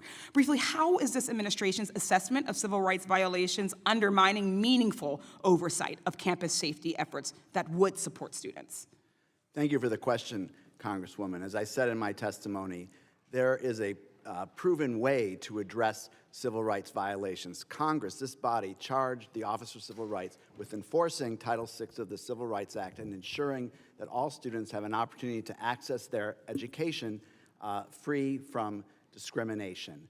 So when we would conduct an investigation and reach a resolution agreement, it would result in a whole series of steps, that many of which my fellow panelists here have discussed, to address the anti-Semitism that has occurred and to change the campus climate so that anti-Semitism doesn't exist. In addition, when investigations are conducted, it's not like there's only one type of discrimination that's occurring. Often, when an investigation is conducted and there's evidence of, say, anti-Black discrimination, we might also have found evidence of anti-Semitic discrimination and expanded the investigation to encompass that. We had that flexibility. Imposing a $900 million penalty on a university is not going to prompt university presidents sitting here to think about how they're going to address anti-Semitism. They're going to think about how are they going to fill this huge hole in their budget that's just been created by a penalty that has nothing to do with the discriminatory conduct that has actually occurred. Thank you. I mean, and I want to also be clear, like that we don't allow ourselves to be lost in rhetoric. This administration's attack on colleges isn't just about campus safety. I argue it's not about it at all. It's about suppressing education. The point of college, we've talked about, is for students to expand their worldviews, develop critical thinking skills, make them less susceptible to disinformation, and navigate how to stand up for what's right and important to them. Against things that they disagree with, which might include authoritarianism. That's why this administration is doing everything and beyond in its power to dismantle higher education, censor dissent, freezing funding, forcing university presidents to resign, threatening to remove accreditation, banning entire offices and departments and revoking students' visas, disappearing students, eroding student loan programs, gutting civil rights resources, and of course, as it was mentioned at the outset of this hearing, putting an end to diversity, equity, and inclusion and accessibility, the boogeyman of MAGA Republicans who are determined to sow hate and division instead of equity and inclusion. But at the same time as their crusade against diversity, the Trump administration and Republicans have said that colleges must hire more conservative faculty to increase viewpoint diversity on campuses while calling for disciplinary action against professors who believe they disagree with. Really very quickly, Mr. Nosenchuk, do you think it's appropriate for colleges to make hiring disciplinary decisions based on pressure from whatever party happens to be in Congress or in charge? Just a yes or no? No. Thank you. These attacks on colleges are not solving the real problem. So make mistakes. This is yet another opportunity to exploit legitimate concerns of anti-Semitism on college campuses to further their attacks on the institutions of learning. I think that it's incredibly clear hearing the opening testimonies and statements and the testimony that we will continue to hear throughout the day. I hope that you will consider that. Thank you, and I yield back. I thank the gentlelady. Now I recognize the gentleman from California, Mr. Kiley. Good morning, Chancellor Lyons. Thanks very much for being here. I want to say from the outset, I know you've only been Chancellor for a year, so I just want to ask a few questions, not for the purpose of assigning blame, but for getting a better understanding of the expectations that members of the Berkeley community can have going forward. And I also want to say at the outset that while I think Berkeley's reputation as being kind of a cartoonishly leftist institution is well earned in some ways, in other ways it is an enormously important institution for our country that does tremendously beneficial research, continues to do so, and provides tremendous opportunities to students across all of its campuses. So I want that to be acknowledged as an important part of the story as well. But let's just start with a simple question. Why do you believe anti-Semitism is so pervasive at Berkeley? Anti-Semitism is pervasive in the world. It's pervasive in this nation, in society. I think our universities are reflections of our societies, especially a large public university. But I think we'd agree that universities have been where the problem is probably most visible, and institutions like Berkeley, among a handful of others, have been the worst offenders in a sense. Why do you think that is? Well, have they been where it's most visible? I think, I'm not sure that it's where they're most present, but I think part of what we do see in universities is there is a freedom to express one's views, even if there's some learning that needs to happen through that process. And I think that's a healthy part of what universities do. So students do express their views. You know, if 200 students express their views on our main plaza called Sproul Plaza, that's 1/5 of 1%. I guess why does it exist at all? I mean, we're talking about not something like littering on campus. You know, this is the world's most retrograde prejudice. It's the prejudice at the heart of the worst crime in human history. Why does this exist at all on your campus? Have you thought about that? What the explanation might be? Well, I think we have to come back to anyone's use of the word anti-Semitism. I mean, if somebody is expressing pro-Palestinian beliefs, that's not necessarily anti-Semitism. But you've acknowledged that there is an anti-Semitism problem that predates October 7th, and there's been a disturbing rise. So I'm asking why. Why do you think that is? I did agree to that. I believe that part of it has to do with geopolitical events and a war in Gaza.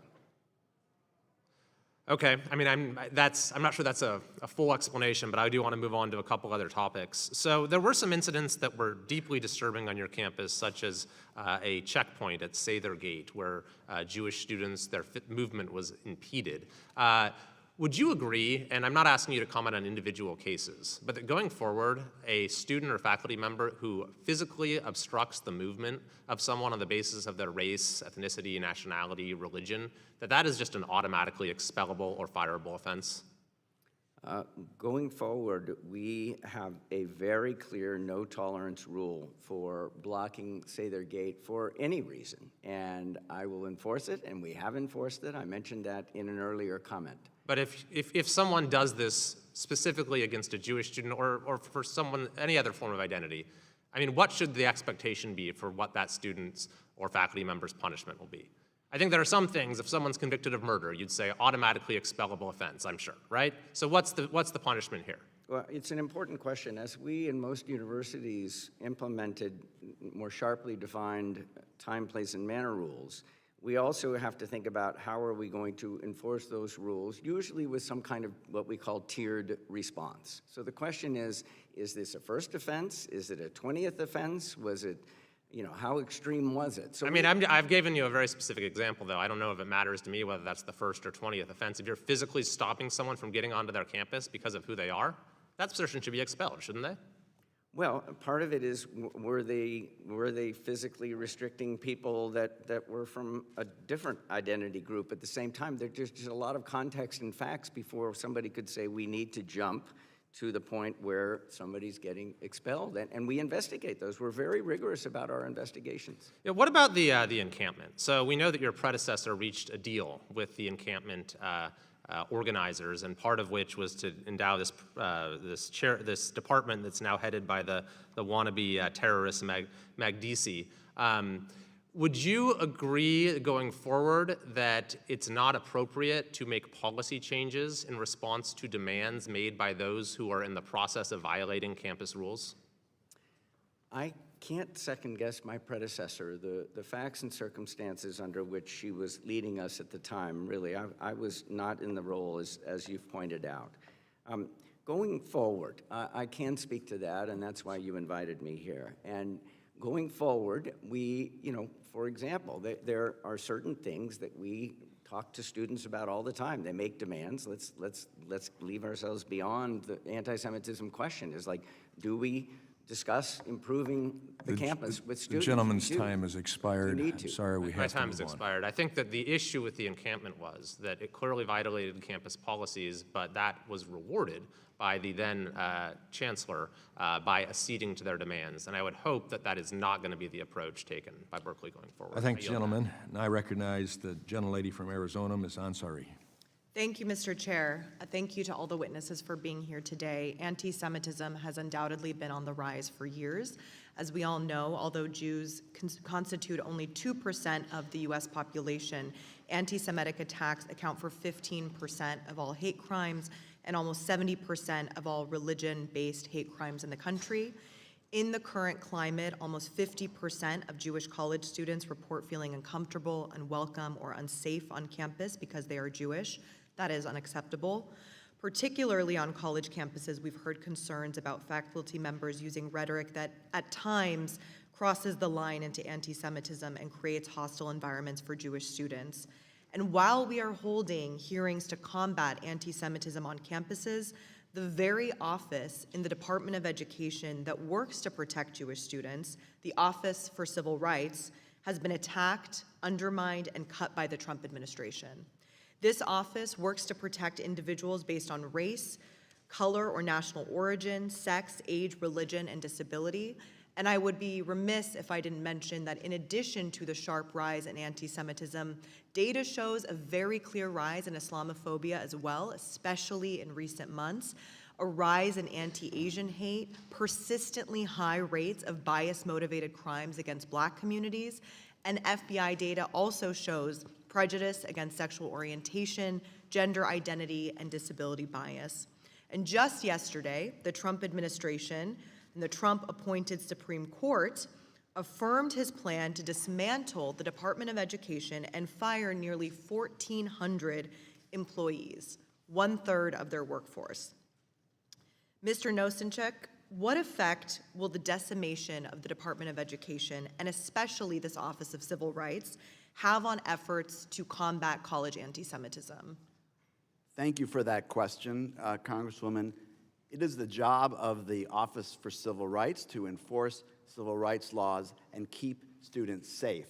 If there aren't the investigators and the resources to do the job, who is going to be going on to these campuses in response to complaints when instances of anti-discrimination occur to protect these students? I'm trying to think of another instance where there's a policy preference that says we need to prioritize this particular policy objective, and now we're going to gut the office charged with the responsibility to do the work.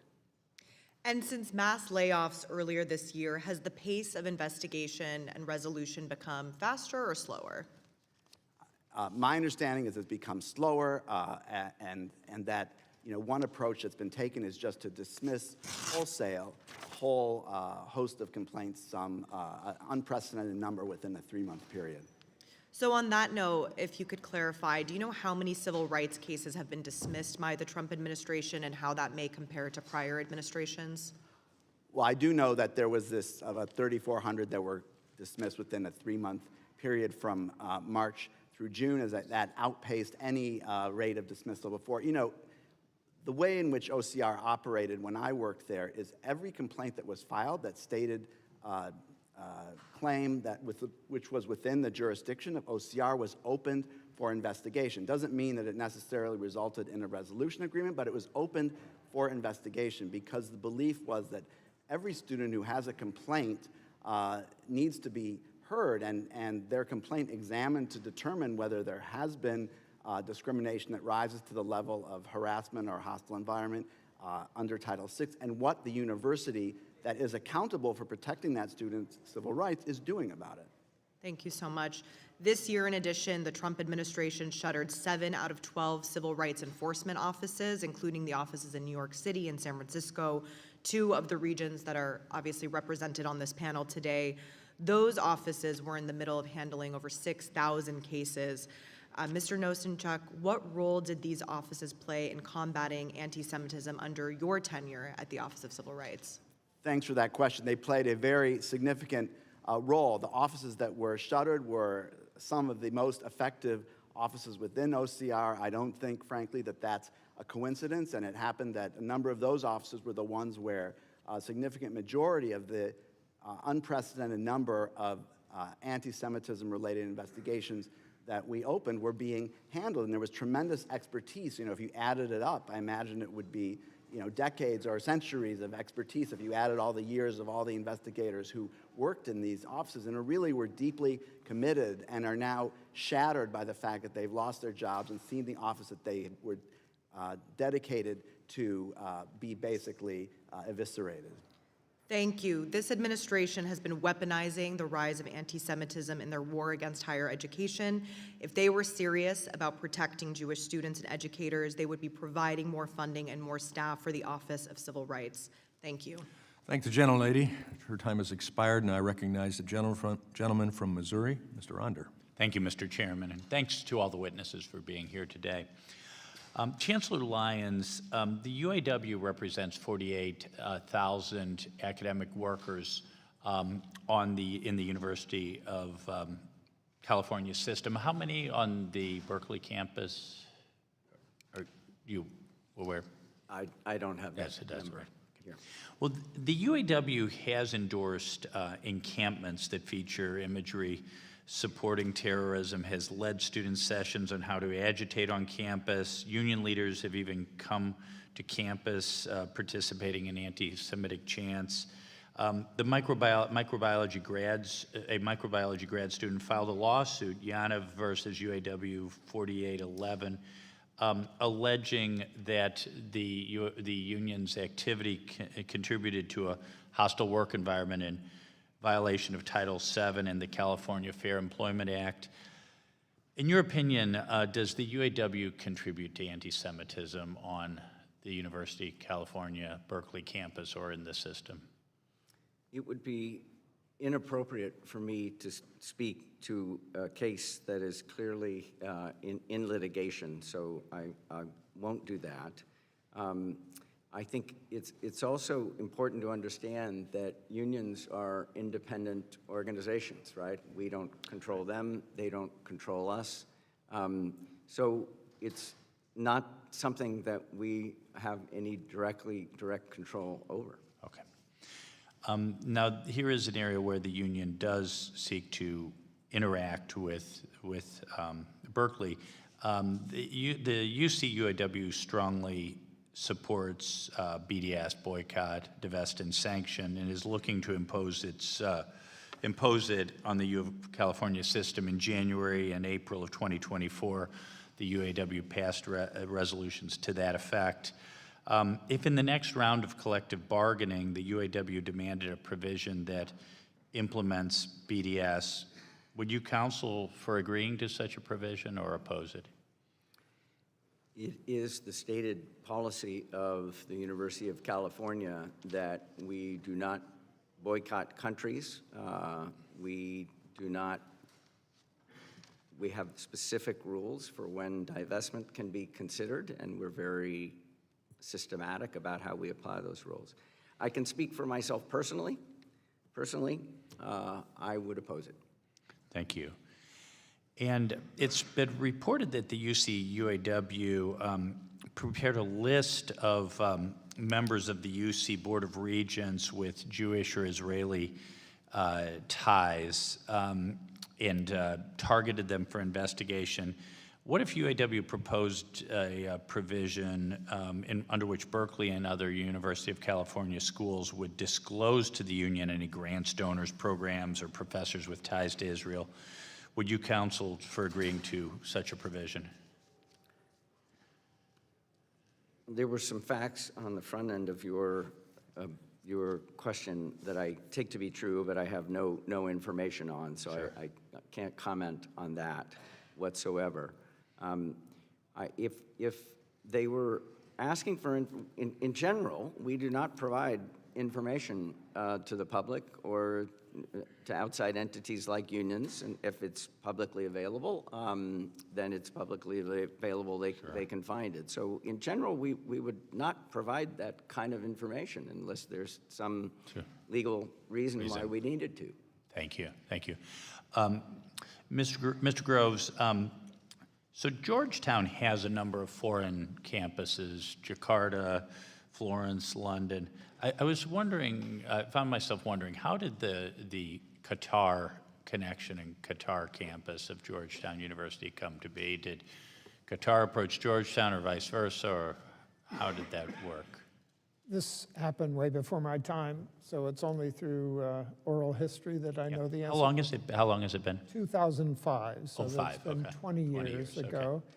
And my understanding is that the vision of the Qatar Foundation at the time was to build a group of Western universities in Doha that would offer Western education to the region, in a vision that Qatar would gradually become a hub for higher education and research. Western-style, Jesuit-style higher education in the Middle East.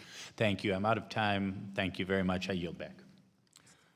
I thank the gentleman. Now I recognize the gentlelady from Georgia, Ms. McMath. Thank you, Mr. Chair, and thank you to our ranking member, Scott. Thank you to all of you that are witnesses today. We appreciate your time and being here. I also want to thank the students that are watching today, and I want to say again to each and every one of them, I am very sorry to those who have been victims of violent hate crimes at some of our other schools and that have appeared previously before this committee. As a mother of a child myself who was killed in a racially motivated shooting, I know what it is like for your family to be attacked solely because of who you are or how you were born. I know how painful it is for those preconceived notions that someone may have, preconceived notions that have nothing to do with the actions you have taken as an individual, for those notions to drive someone's entire view of you or your loved ones as a person. That is the type of dangerous mindset that took my son from me. And I want to remind everyone here how important it is that we engage in good faith to get this right.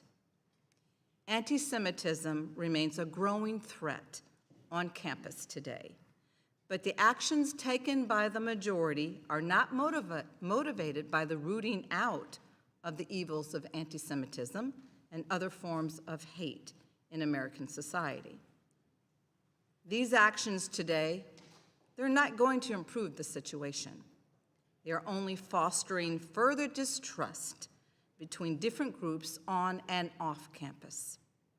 Instead of taking real steps to address anti-Semitism, the majority has cut the funding, as was mentioned earlier by one of our witnesses, and fired the federal employees tasked with responding to these incidents on school grounds. They have paused funding meant to protect synagogues and other Jewish community centers from shootings through the nonprofit security and targeting violence and terrorism prevention grant programs.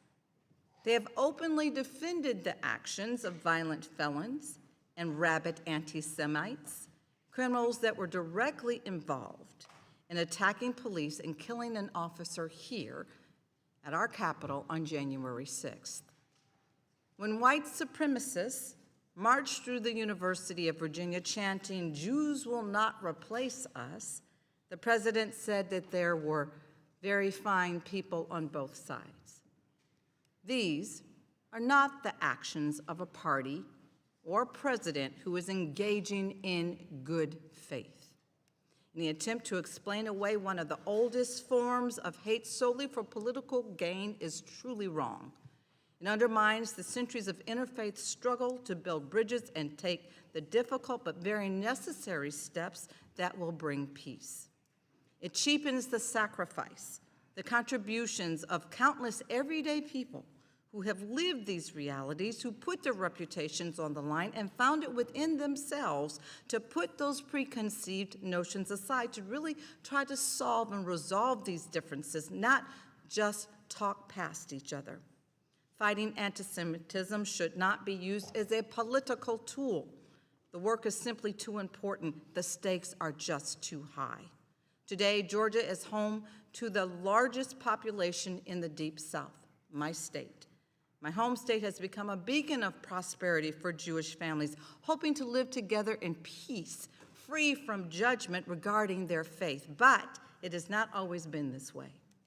I live just a few miles from the site of one of the most heinous and violent acts of anti-Semitism in the history of this country, the lynching of Leo Frank.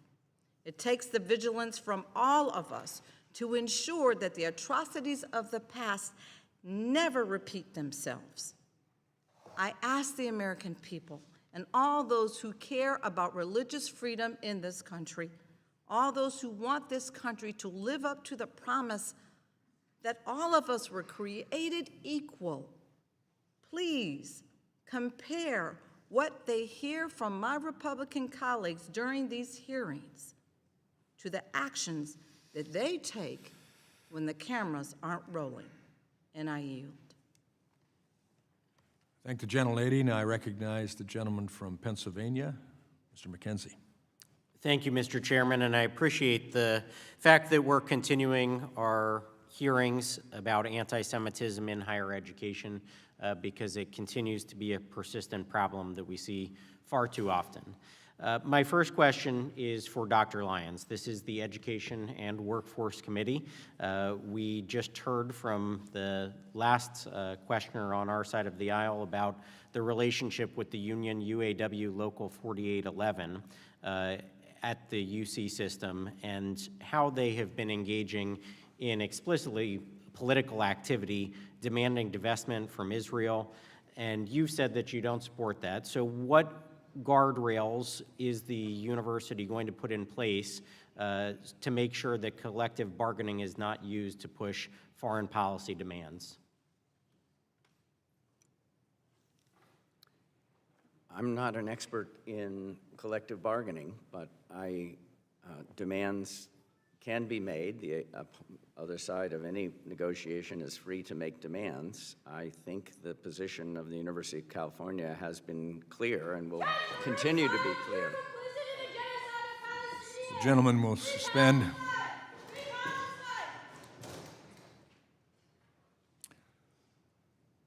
All in attendance are reminded, in accordance with Rule 11, Clause 4 of the House of Representatives, to observe standards of dignity, propriety, courtesy, and decorum traditionally observed by the House and this committee.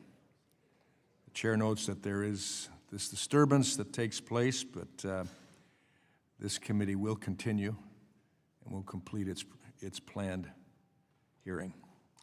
I now recognize the gentleman from Pennsylvania to continue. Well, thank you, Mr. Chairman. And I would just go back to the questioning here.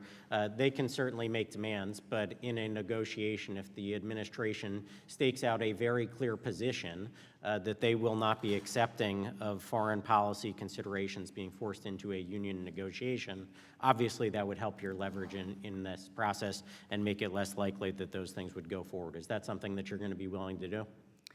I just want to double underscore that the University of California position is that we will not be boycotting Israel or any country. That is my understanding of an already well-stated and clarified position. In any event, I can speak for myself, which is all I can speak for in response to your question, and the answer is yes, that position is that we should not go in that direction. Thank you. Next, I'll go to Dr. Matos Rodriguez. And this is relating to the unions that are representing some of your faculty and staff on your campus. We have heard, and there was a Wall Street Journal opinion article just from last week, how labor unions are feeding the anti-Semitism on campus. And the unfortunate incidents where members of the faculty and staff from Israel, to gain the representation that they seek in a union, are being forced to sign up with a union that holds explicitly anti-Israel positions. And so I would like to understand what you might be willing to do to help those faculty and staff because of that exclusive representation provision. How do they accurately express their views in a college setting and make sure that the union, who is their representative, is not running counter to their own interests? Thank you for your question. Our first responsibility is to make sure that in our campuses, the freedom to express your opinion is preserved, and individuals might have different perspectives as the ones that you commented in your question need to be. Suspend. Time of.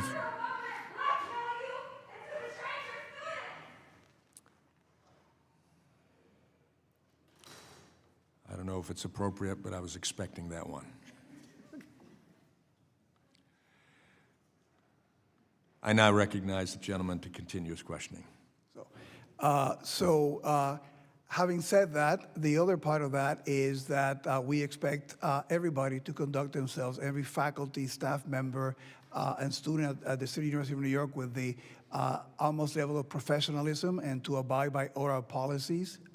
So our role is to make sure that we make those policies clear, that we make everybody understand that they have to abide by them, and if anybody breaks them, that we investigate and take the appropriate action. So that would be our role in making sure that the policies against any kind of discrimination, against any kind of harassment, are not tolerated. And that's fine, I understand that. What is the recourse for an individual faculty member if the representative body is a union that holds explicitly positions that run counter to their own interests? Can that person go around that exclusive representation? Would you support that? Those individuals have their resources available to them privately. What we can do is make sure that the voice of the City University of New York, as I mentioned to you, no tolerance of anti-Semitism, North Star of safety, that everybody in the university understands that and is safe to be able to. So would you negotiate a contract with an individual not in the union? That is not something that we are allowed to do by law. But would you support that? Because again, if the only representative body is one that is anti-Israel and this faculty member is from Israel, you're putting that person in a catch-22. We are clear about what the positions of the university are. I have been very clear about my opposition to BDS, and I have traveled to Israel with our presidents and deans to show that it's not just a statement, that we are building bridges and connecting with universities and cultural organizations there. Our role is to make sure that we put together what the vision of the university is, and in labor has, they're independent, so that they don't speak for the Gentleman's university. time has expired. I now recognize the gentleman from Florida, Mr. Fine. Thank you, Mr. Chairman. I'm going to be honest. I find the testimony today both disgusting, dishonest, and to be gaslighting, and I'm going to point it out here. We've heard that we unequivocally denounce anti-Semitism, unwavering support for our Jewish students. We have a zero-tolerance policy, and we will not put up with a call for violence. So let's explore that. I'd like to start with Dr. Rodriguez.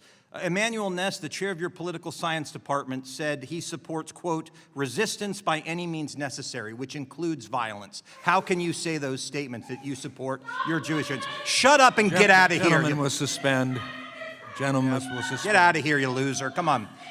By the way, to be clear, I hold you all responsible for this. It is the attitude that you have allowed on your college campuses that make people think that this is okay.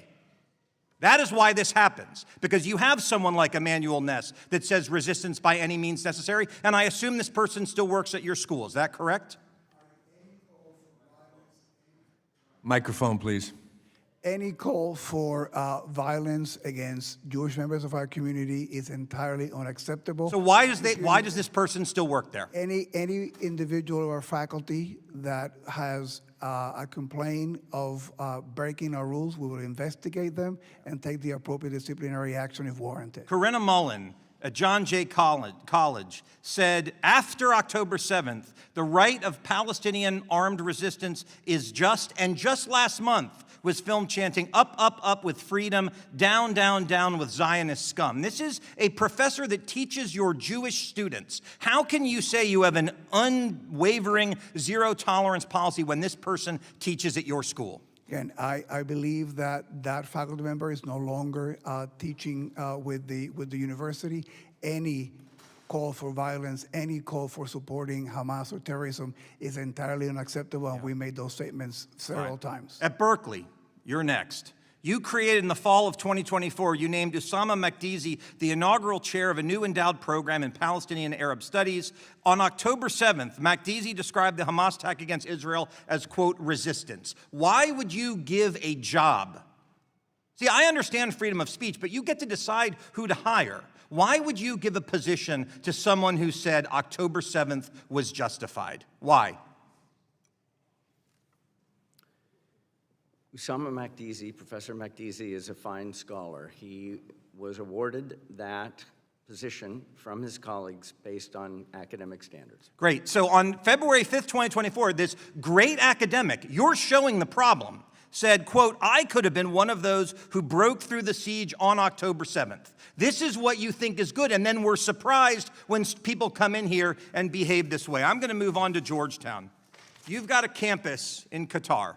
I note when my colleague, Vice Chair Owens, said, what would happen with a KKK student on campus? You said, yes, but. That's the problem with all of this. We believe that we should deal with racism, and we should, and I did a lot in the Florida legislature to do with that, but there should not be a but after it when it comes to anti-Semites. So at your school in Qatar, you had a October 24th, 2023, an event titled Decolonization is Not Just a Theory. It was an exhibition of armed resistance in Africa in solidarity with Palestine. What does decolonization is not just a theory mean to you, and what does it mean to Georgetown?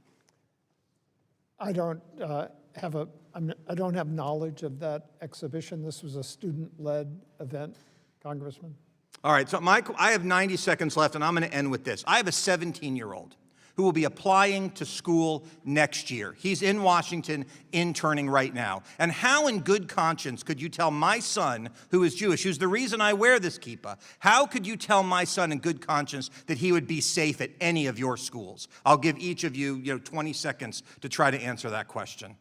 I would deeply hope he would feel safe, and there's a reason for this at Georgetown. If Jewish students don't feel safe, if they have fear, if it's not just hurtful to them, it destroys our mission of interfaith dialogue. And They that's don't the feel reason. safe right now. Your turn.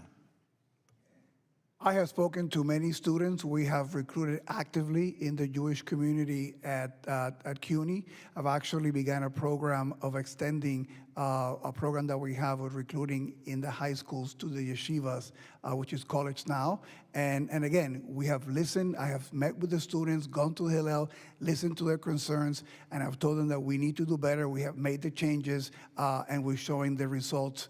And listening and being committed to their safety is something that I wake up every day to do. Yeah, I don't even need an answer from Berkeley, given the answer to that question about that professor. I would tell you this, the Jewish students on your campus, they do not feel safe today, and you all should be ashamed about that. And with that, I yield back. I thank the gentleman, and I recognize the gentleman from Wisconsin, Mr. Grothman. Thank you. First of all, just a quick general statement. This has been talked about, the third or fourth, fifth, whatever, committee hearing dealing with anti-Semitism on American campuses, the fact that in many campuses the Jewish students don't feel safe because of what's going on or not being done on the part of the administration. I'll point out, we could sit here for years, we're never going to have a committee hearing on anti-Semitism at the construction site.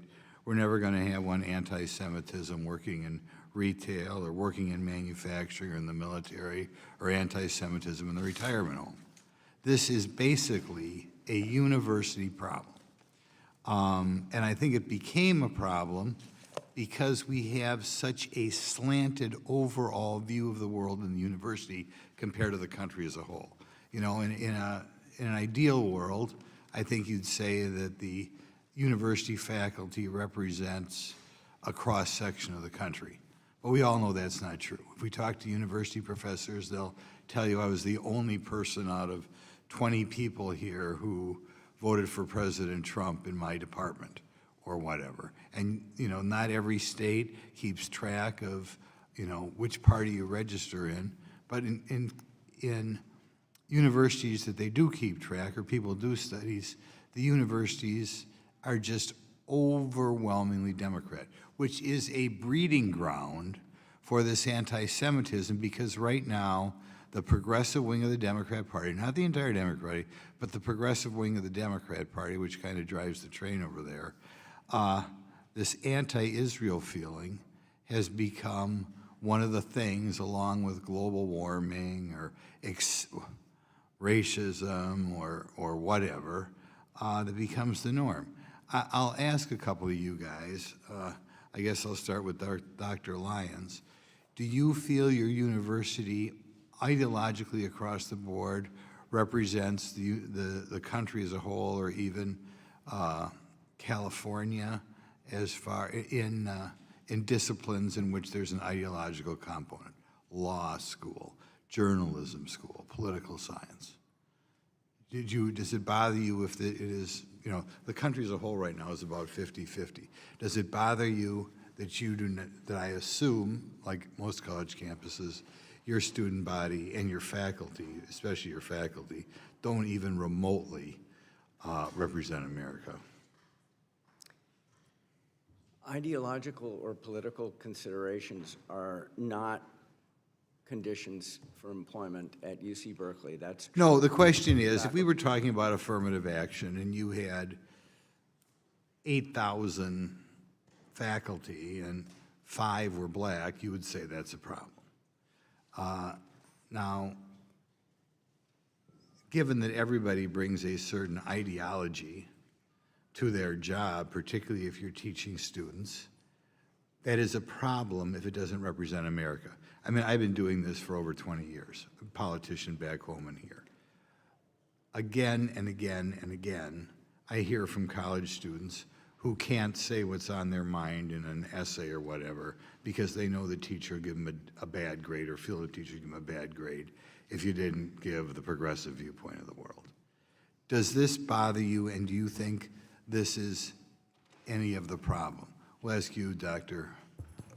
Well, your statement about getting a bad grade because of Does it bother you? Does Yeah, it bother it- you it that your, bothers does it me bother you deeply. that your faculty does not remotely represent America? What It is bothers me- disproportionately not only Democrat, but progressive Democrat, which is where this idea that anti-Israel is the thing to be come from. That's where it comes from, the progressive left.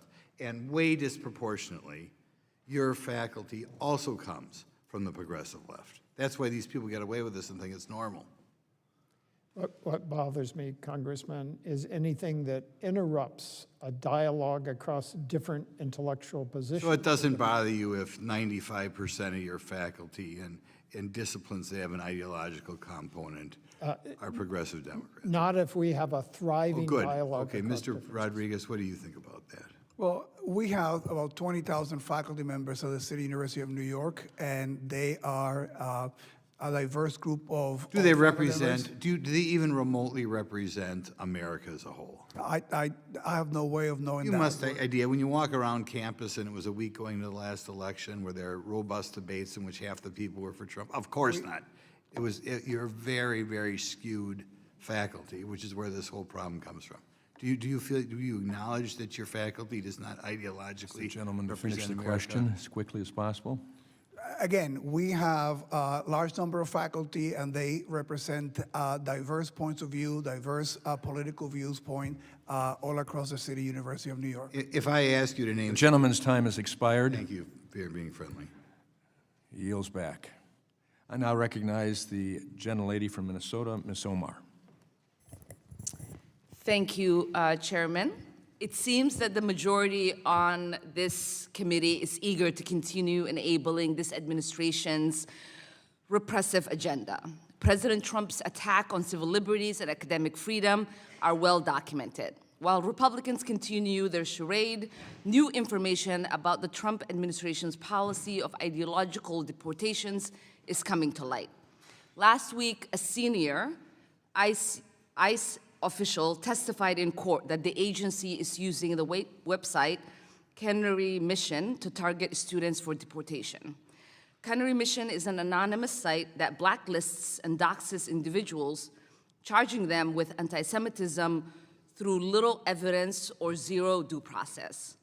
It has long been criticized for its McCarthyism tactics that surveil students, repress speech, and instill a culture of fear across campuses.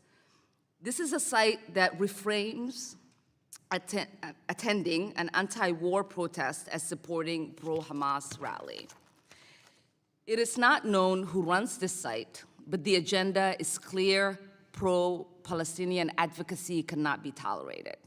And now this ideological agenda has a direct line to state power.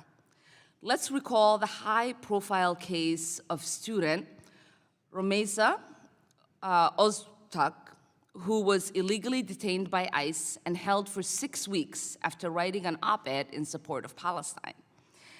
Curiously, that op-ed was published entirely a year before ICE chose to target her. But right before her abduction, Canary Mission posted a profile of her on its website accusing her of anti-Israel activism for writing the article. The same profile that ICE has now admitted to using in their internal memo. In a matter of weeks, she was picked up and her student status was terminated. Canary Mission loudly claimed credit for her detention, and it seems that credit was earned.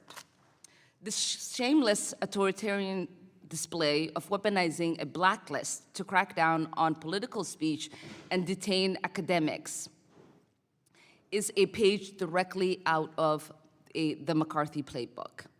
President Cropes, Chancellor Rodriguez, and Chancellor Lyon, this question is for the three of you. In the light of these escalations, with students facing detention, deportation in retaliation for their clearly protected speech, how are your campuses protecting students who are exercising their First Amendment rights? We have free speech policies that are crystal clear, and in fact, we've clarified them over time to permit speech.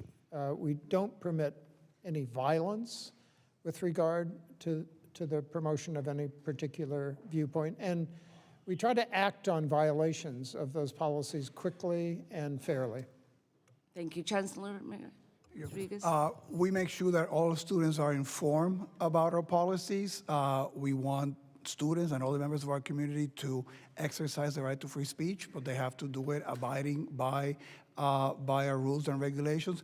We're also investing, as I indicated earlier, in this constructive dialogue initiative. We want individuals to have the tools to have difficult conversations, to be able to have them, but to do them in a way that is respectful and civilized.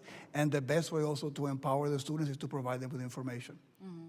Chancellor Lyons. We are supporting with education and training over 30 anti-bias initiatives to make sure that students can see into these issues more deeply. New curriculum, like what I mentioned earlier, a course like openness to opposing views, sharpening where the no tolerance lines are, which was very, very helpful, I believe, for the students to feel like they could safely express their free speech rights. And at what stage, to the three of you again, will you intervene when students are being doxxed? We've seen fans in front of your campuses with students being doxxed. Well, at Berkeley, the question there is if a doxing or other discrimination or harassment event would be reported, and we would follow it up with an investigation and make a decision. And we have a webpage that we indicate to members of the community as a resource for the different things that can be done if someone is the subject of doxing. Reports of doxing are acted on quite quickly and investigated. Appreciate that. Thank you, and I yield back. I thank the gentlelady. I now recognize the gentleman from North Carolina, Mr. Harris. Thank you, Mr. Chairman, and I thank all of you for your time and your patience and being in the panel. I appreciate your written testimonies and had an opportunity to review those as well as hear you today. Dr. Groves, in your testimony, you said, and I quote, "As a Jesuit university, we believe that working with someone with conflicting views to yours does not imply that you've been captured by their beliefs," end quote. And I agree with that statement. Unfortunately, it seems that some at Georgetown have been captured by the beliefs of some ideologies that are at odds with Georgetown's Catholic and Jesuit mission. In fact, it looks like you are celebrating ideas that are in direct opposition to those values. Earlier this year, you awarded a medal to Sheikha Moza bint Nasser, the mother of Qatar's Emir and chair of the Qatar Foundation. Yet months prior to giving this award, Sheikha Moza had posted on social media comments praising the October 7th attack on Israel. She praised the mastermind of the October 7th attack, Yahya Sinwar, saying, quote, "The name Yahya means the one who lives. They thought him dead, but he lives," end quote. And she added, apparently referring to Israel, quote, "He will live on, and they will be gone," end quote. I have to ask, why did you give a medal to someone who had made such anti-Semitic comments and represents a government that supports a U.S. designated terror organization like Hamas? Well, thank you. Thank you for the question. The award to Sheikha Moza was given for her work, decades-long work, for educating, getting access to education to the poorest children around the world. At this point, there are 22 million children in the world that would not have had access to education without her work. It was for that work that we honored her. Okay, and I hear that, but you also said at the award ceremony that the medal, quote, "is reserved for individuals whose contributions reflect the university's deepest commitments," end quote. Is the destruction of Israel something Georgetown would support? The deepest commitments of Georgetown stem from our Jesuit heritage of educating youth around the world, and she amplified, she's a great example of that through her work over the decades. But I'll repeat the question. Is the destruction of Israel something Georgetown would support?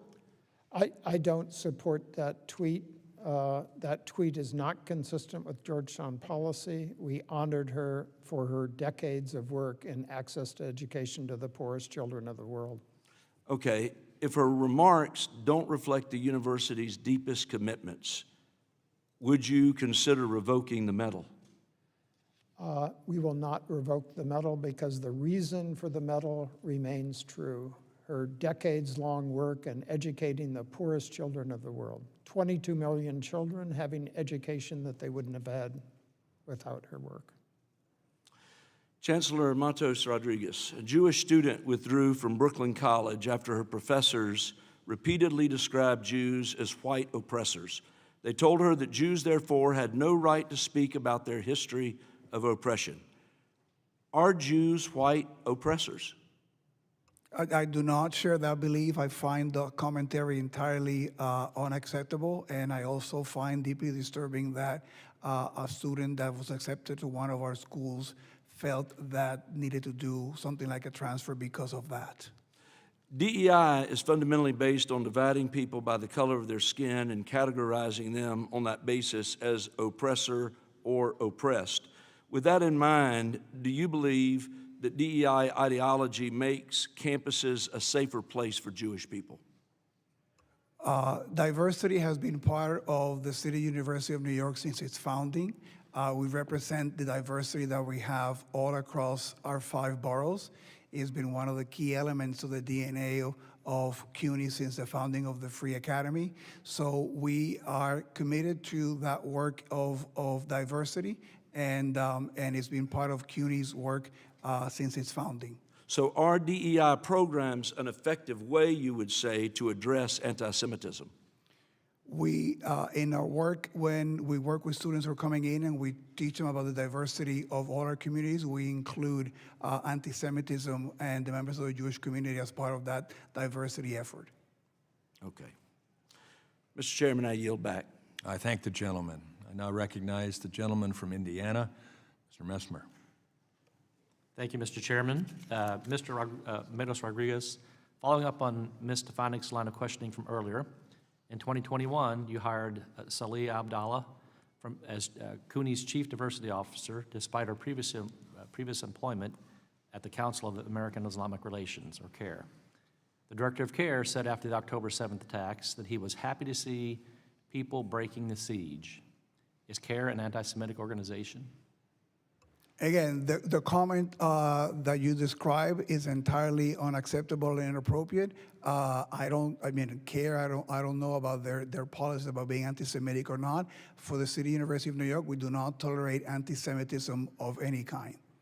Okay, thank you. You previously stated that Abdallah does not handle cases directly pertaining to students and faculty, but she is the Chief Diversity Officer.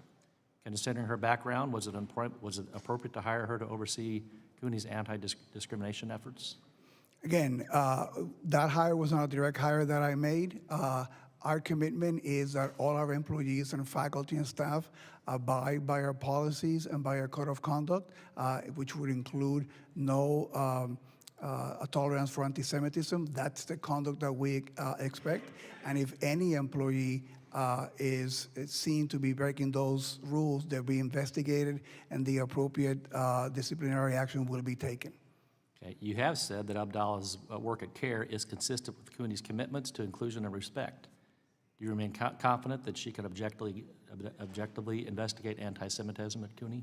We have had no complaints with that employee. And again, as I said before, our commitment is if any member of the CUNY community, faculty, staff, or student violates our policies, violates our code of conduct, we will investigate. We've done it, and we've taken action. Has she been removed from any anti-Semitism investigations at this point? Again, there was one case in which, in the petition by an individual involved, suggested, and we accommodate that individual. Okay. Chancellor, earlier you said that only 3 of the 7 students were disciplined at CUNY for their participation in an encampment. Why were only 3 disciplined, and what kind of discipline did they receive? Again, I cannot speak to the specific cases of discipline. We work with the district attorney's office in that case. One of the things, and they were individuals that were engaged in breaking into the administrative building at City College. As I indicated before in my testimony, the experience of that encampment is one that we've taken to heart. We have zero tolerance for encampments in CUNY right now, and we have doubled down in our efforts to make sure that our rules about time, place, and matter are clear to the students, and we've also invested heavily in additional security to be able to prevent any such situation occurring again. Okay, thank you. Chancellor Lyons, Berkeley professor Usama Makdisi described Hamas's October 7th attack as resistance. He also reposted an article praising the determination and courage of Hamas terrorists, saying they heroically defended their homeland. Do these statements endorse violence against Jewish people?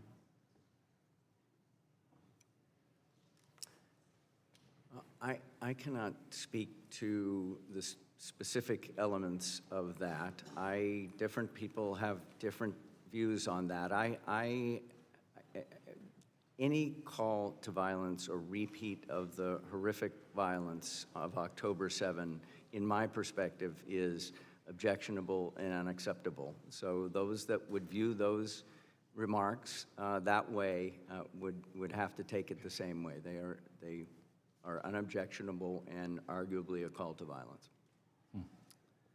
About a year after the October 7th attack, Berkeley rewarded him by naming him the inaugural chair of a new Palestinian studies program. This is one of the demands of the UC Berkeley's violent anti-Semitic encampment in April of 2024. Berkeley contributed $500,000 to this new program. I know you were not chancellor then when it was stood up, but in your view, was this decision to appease anti-Semitic violent student demonstrators wrong or right? I can't speak to the context. I don't have the facts or the circumstances upon the making of that investment in that program. I will also say that a very similar investment was made in our Jewish studies program at the same time. Okay, thank you. I yield back the rest of my time. I thank the gentleman. I recognize the gentleman from Washington, Mr. Baumgartner. Thank you, Mr. Chair. Well, it very much pains me what has happened to higher education in America and its current status. I'm the son of a university professor. Actually, I spent a year in between WSU and Harvard teaching at the Catholic University of Mozambique, living and working with the Jesuits, so I have strong affinity for the Jesuits. But the radical leftward bent of America's higher education system has accelerated in the last 5 years has been extremely concerning. The diversity statements that many college administrators have forced their faculty hires through to promote even more of a radical ideology, I think is very destructive. And I think what you're seeing from Congress these days is a representation that the American people have very much lost trust, or large segments of the American people have very much lost trust in higher education, and that trust needs to be restored. It is my belief that one of those ways that trust could be restored would be to fully account for any foreign influence or foreign spending on your college campuses. And Dr. Groves, I'd like to start with you. Does Georgetown fully account, and is Georgetown fully transparent with foreign money spent on your campus? We certainly attempt to report all of our receipts from non-U.S. sources. One measure of that was with regard to Section 117 reporting, that there was an investigation of Georgetown along with other universities. And after months of reviewing the data we had submitted to the Department of Education, we received a letter commending us for our reporting. This is in 2021, 2022. And can you commit right now to the American people that every dollar of foreign spending you will be transparent with? I would be happy to commit to that. Okay, thank you. Dr. Lyons, could you talk to us about foreign spending on University of Berkeley's campus? Do you think the American people have the right to know if foreign dollars are being spent on your campus?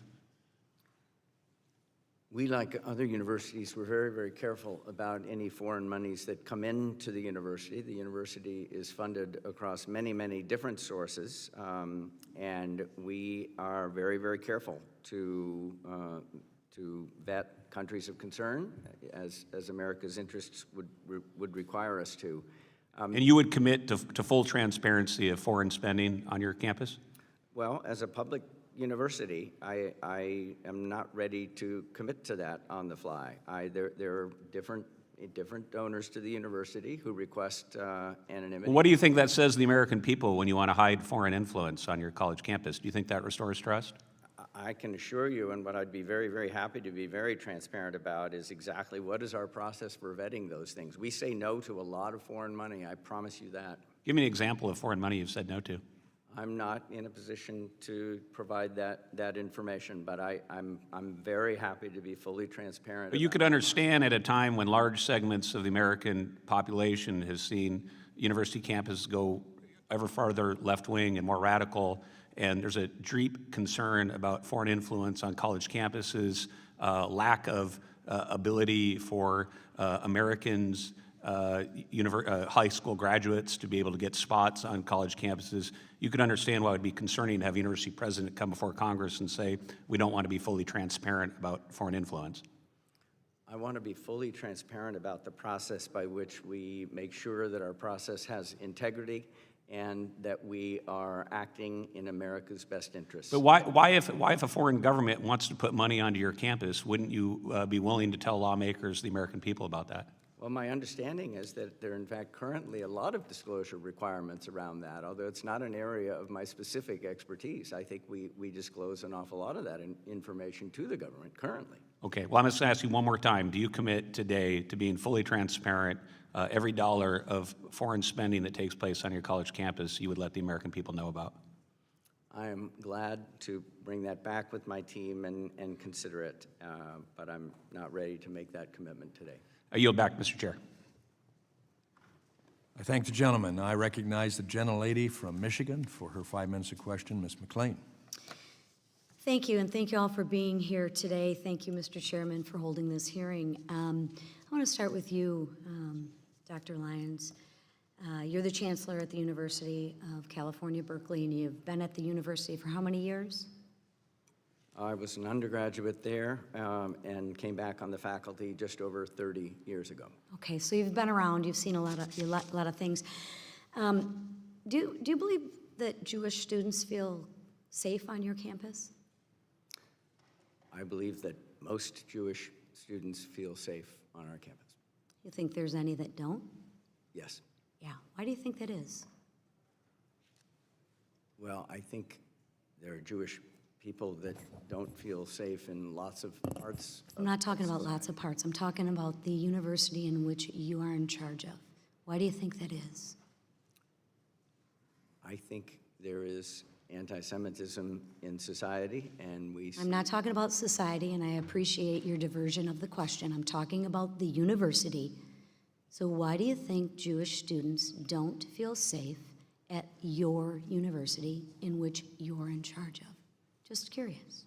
Well, I think part of safety for most people is, some of it is physical, some of it is more emotional, and am I being harassed, but not necessarily being confronted with potential violence. So I've admitted already there is anti-Semitism on campus, and I think that and I'm asking a simple question. Why do you think that is? And we've spent almost 30 seconds you avoiding the question. Well, I do believe that public universities are reflections of society, and I believe that the anti-Semitism on society is present on our campus. Do you believe you can influence the direction and how people feel on your university? Do you have any influence on that? Do you believe the actions that you or your staff or faculty members take have influence on that? Yes. I would agree. Are you committed to taking the action to making sure that all Jewish students, as well as all students, feel safe on your campus? I am committing to striving to reach that goal, correct. Wonderful. Okay. So just quickly, if a black student's home was vandalized with a noose and racist graffiti, and a note was left saying that you're next, would you consider that an example of racism or discrimination? On its face, personally, yes. Wonderful. Well, in December of 2023, while you were a senior executive there, a Jewish student's home was robbed, and a note was left saying, F you. They wrote out the real word. Free Palestine from the river to the sea. You think that's helpful for the Jewish students? No. No. What action did Berkeley take? I believe that was predated my time, but what I can say It predated your time as chancellor, but you were there as a senior executive. well, I don't know this for a fact sitting here, but I am almost sure that that was reported and that was investigated, and And what was the result? it is I hard. mean, it's great that we report it and we investigate it, but you notice the one thing that's missing is like the result. Okay, we're gonna, all right. In your testimony, you rightly acknowledged Hamas's invasion of Israel as a terrorist attack. Dr. Makdi, a professor of history at Berkeley University, on the other hand, said, I could have been one of those people who broke through on the siege on October 7th. What do you think he meant by that? I can't speak to. I know, but not you're a in- pretty intelligent man, or at least come off as a pretty intelligent man. What do you think he meant by that? I'm not. Put yourself in a Jewish student's, Look, I think I want to separate the phrase from the person. If I heard some other person. We can't separate the phrase from the person because of this professor who works at the university in which you are in charge of. So as much as we want to separate it and dance around it, let's not, because the person that works at your university said this. So I would like to know, because you're so educated, and you are, and you tout yourself at that, and you've earned that, what do you think the professor meant?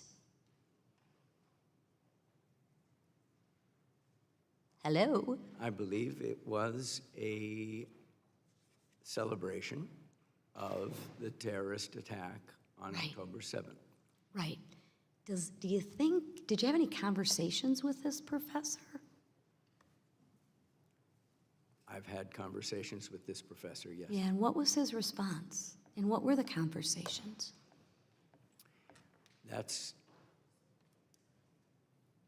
He's a fine scholar, and That's a fine scholar that spews hate, and the people who pay, the students, don't feel safe. That's great, he's a fine scholar. I'm sure there's a lot of murderers in prison that are fine people too, fine scholars. But they do some pretty nefarious and heinous acts. So you want to explain what the conversation was? Gentlelady's time has expired. Saved by the bell. Thank you, Mr. Chairman. I thank the gentlelady. Now I recognize the ranking member of the committee, Mr. Scott from Virginia. Thank you, Mr. Chairman. Mr. Nosenchuk, we've had a lot of comments entered into the record, complaints and comments with no indication of the resolution or status of an investigation. What's wrong with drawing conclusions, just having one side, just having heard the complaint? Thank you for the question, Congressman Scott. What's wrong with that is that the investigation hasn't been completed. You know, there is such a thing as due process, and there's such a thing as process. And both of those need to be observed so that everyone involved in a particular investigation has their views and or perspectives heard, and then the evidence can be evaluated and a determination can be made as to whether, you know, in the case of a Title VI violation, the criteria for harassment or hostile environment have been met. Now, Title VI has a process starting with a complaint, an investigation, an opportunity to cure, and then a sanction if it's not successful. What's wrong with imposing a sanction in the beginning, like withholding funds or something like that, before the investigation has even taken place? Thank you for the question. What's wrong with that is, first of all, it prejudges the situation, it preempts the long-established processes, as I said in my testimony today, previous administrations, including the first Trump administration, have adhered to these processes in order to hold universities responsible for Title VI violations. And in addition to that, taking huge amounts of funds away ultimately, hurts the very students who it's supposed to help, and depletes the university of resources that it could use to address issues like rising anti-Semitism on campus. And this focus, we've been focusing on anti-Semitism alone, none of the other forms of hate. What's wrong with that? Well, we are living in a time of increased hate and prejudice and bigotry of all types. Many of the investigations that OCR resolved involving anti-Semitic discrimination also included instances of anti-Arab, anti-Muslim, anti-Palestinian discrimination, race discrimination. The fact of the matter is that if a university is falling short in its responsibilities to protect one group, there's certainly the possibility that their policies and procedures and responses are inadequate to protect other groups. Thank you. Dr. Groves, we've heard a lot about foreign influence. Can you tell me what influence your university has had on the culture in Qatar? We're very proud of our mission in Qatar. It's completely consistent with the Jesuit animation of working at the frontiers, of serving groups that are not served easily in Washington. So we are giving a curriculum that's precisely the same as the curriculum we give in our DC campus, but we're giving it to students who represent 80 different countries of the world. They are receiving the Jesuit education. They take 2 theology courses and 2 philosophy courses. On our campus, they enjoy all the give and take of academic freedom that takes place at our DC campus. And 70% of the students are young women, a group that is underserved in that region. So over the 20 years... And what effect does that have on the culture? I'm convinced that gradually opening the eyes to new ways of thinking that we represent there you can see the change occurring already. Our alumni are taking positions of great importance over time in many countries of the world. Thank you. Do any of the colleges have Title VI monitors? Yes, we do. Georgetown does. That is done by the new center that we instituted. Okay. Dr. Yes, Lyons? Berkeley does. And what is, well, I guess I'm out of time. Thank you. Why are you worried about being out of time? Well, Nobody else is. I'm trying to... That's why I like my ranking member. And I recognize now the gentlelady from Illinois, Ms. Miller. Thank you, Chairman Wahlberg, and I especially want to thank you for your continued commitment to rooting out all anti-Semitism on our college campuses. In recent months, and since the October 7th attack, anti-Semitism has exploded, especially on the campuses that we're discussing today. Many of these colleges are hiding behind the First Amendment, claiming that anti-Semitic speech is protected. However, Title VI of the Civil Rights Act specifically prohibits harassment that creates a hostile work and learning environment on any campus that receives federal funding. Sadly, dozens of anti-Semitic incidents have occurred in my home state of Illinois at Northwestern University, DePaul University, and the University of Illinois Urbana-Champaign. This committee has taken the lead on addressing anti-Semitism on college campuses, all to ensure that Jewish students and faculty are protected. We will continue to hold every college accountable for anti-Semitic rhetoric and acts of violence on their campuses because this hateful ideology has no place in America. So Chancellor Matos Rodriguez, a professor at the CUNY Graduate Center, Sodia Tor, referred to the terrorist group Hamas as resistance fighters. Secondly, a professor at Brooklyn College, Emmanuel Ness, has said the Zionists are Nazis. So what I want to know is how can you expect to have a safe campus for all students, faculty, and visitors when your professors publicly condone violence against Jews? Well, I have been very clear that Hamas is a horrible terrorist organization, and we have no tolerance at the City University of New York for anyone who would embrace that support of Hamas. So in light of having no tolerance, does that mean that these professors were dismissed then? And I don't know the first case of the professor. Let me just tell you that I clearly condemn the statements, and it's been my testimony here and our practice that if any member of the City University community violates our policies and our code of conduct, we will conduct an investigation, and if discipline is warranted, we will take it, and we will not hesitate to do that, and we have done so. Is this the first you're hearing about these two professors? I am not familiar with the first. The second one I'm familiar with. Was there a hearing and an investigation? And I am not familiar with the comments that you made, which I mentioned to you, I find entirely, reputable. But my commitment has always been, and our policy is, that if those things come to our attention, they will be investigated and action will be taken. Well, now that it's brought to your attention, I trust that you're going to go back and there will be an investigation and consequences. One thing I learned when I raised my children, you could say whatever you want, but if there aren't consequences, the behavior will not change. Dr. Lyons, in February, the Gender and Women's Study Department at UC Berkeley hosted an event entitled Feminist and Queer Solidarities with Palestine.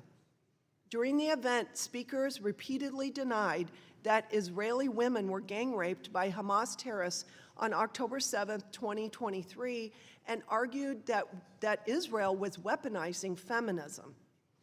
So I want to know, why was this event ever allowed on UC Berkeley's campus? This was an online event, and it was an event that was pulling together faculty. It was organized by one of our fine faculty, a full professor, and we knew that the ideas might be controversial. We did not know exactly what people were saying. It was a legitimate event.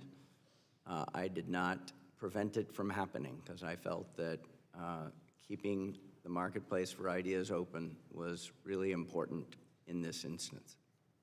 Well, you called the faculty a fine person or whatever, and this is what they said. So was there has there been any other kind of investigation into this professor? So what you quoted was not something, as I understand it, that the Berkeley faculty member said. There were four people that were involved in this event. It was organized by a Berkeley faculty member. Did that faculty member dispute this? Did they call it out as reprehensible? They did not call it out as reprehensible. Because silence it means something. So this is terrible, and I yield. I thank the gentlelady. Now I recognize the ranking member, gentleman from Virginia, Mr. Scott, for his closing remarks. Thank you, Mr. Chairman. Before I give closing remarks, that is unanimous consent to enter the following documents into the record. A letter to the chair and ranking member dated July 11th from 6 family members of hostages taken on October 7th, entitled, "In a Time of Unimaginable Pain, Georgetown Made Space for Us." A second letter for the record to the chair and ranking member dated July 10th from Jamie Baran, CEO of Bend the Arc Jewish Action. Third, an op-ed that appeared in the U.S. News and World Report yesterday by Sarah Silverman entitled, quote, "I faced anti-Semitism at Harvard. Don't destroy the university in my name." And finally, report from an audit from the Anti-Defamation League from 2024 that shows that anti-Semitic incidences are all over the United States, not just on college campuses. Without objection, they will be received. Hearing none. Thank you, Mr. Chairman.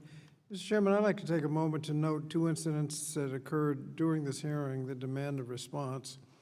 First, a committee member used a visual exhibit displaying an email that did not redact the email addresses of sender and recipients of the email. There's no reason not to redact the addresses on that email. The truth of the matter being asserted in the email was clear without the personally identifiable information, so to not redact it was unnecessary and can lead to harassment, and members ought to be sensitive to that. Since October 7th, we've seen there have been insidious incidences of doxing of individuals on all sides of the issue, and the committee should not be contributing to that.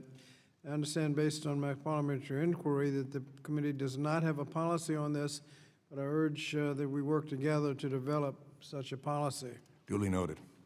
Thank you, Mr. Chairman. Further in the line of questioning, Chancellor Rodriguez was asked questions about choices made at a CUNY law clinic as to who they choose to represent. And this is not the first, basically, I think it's wrong to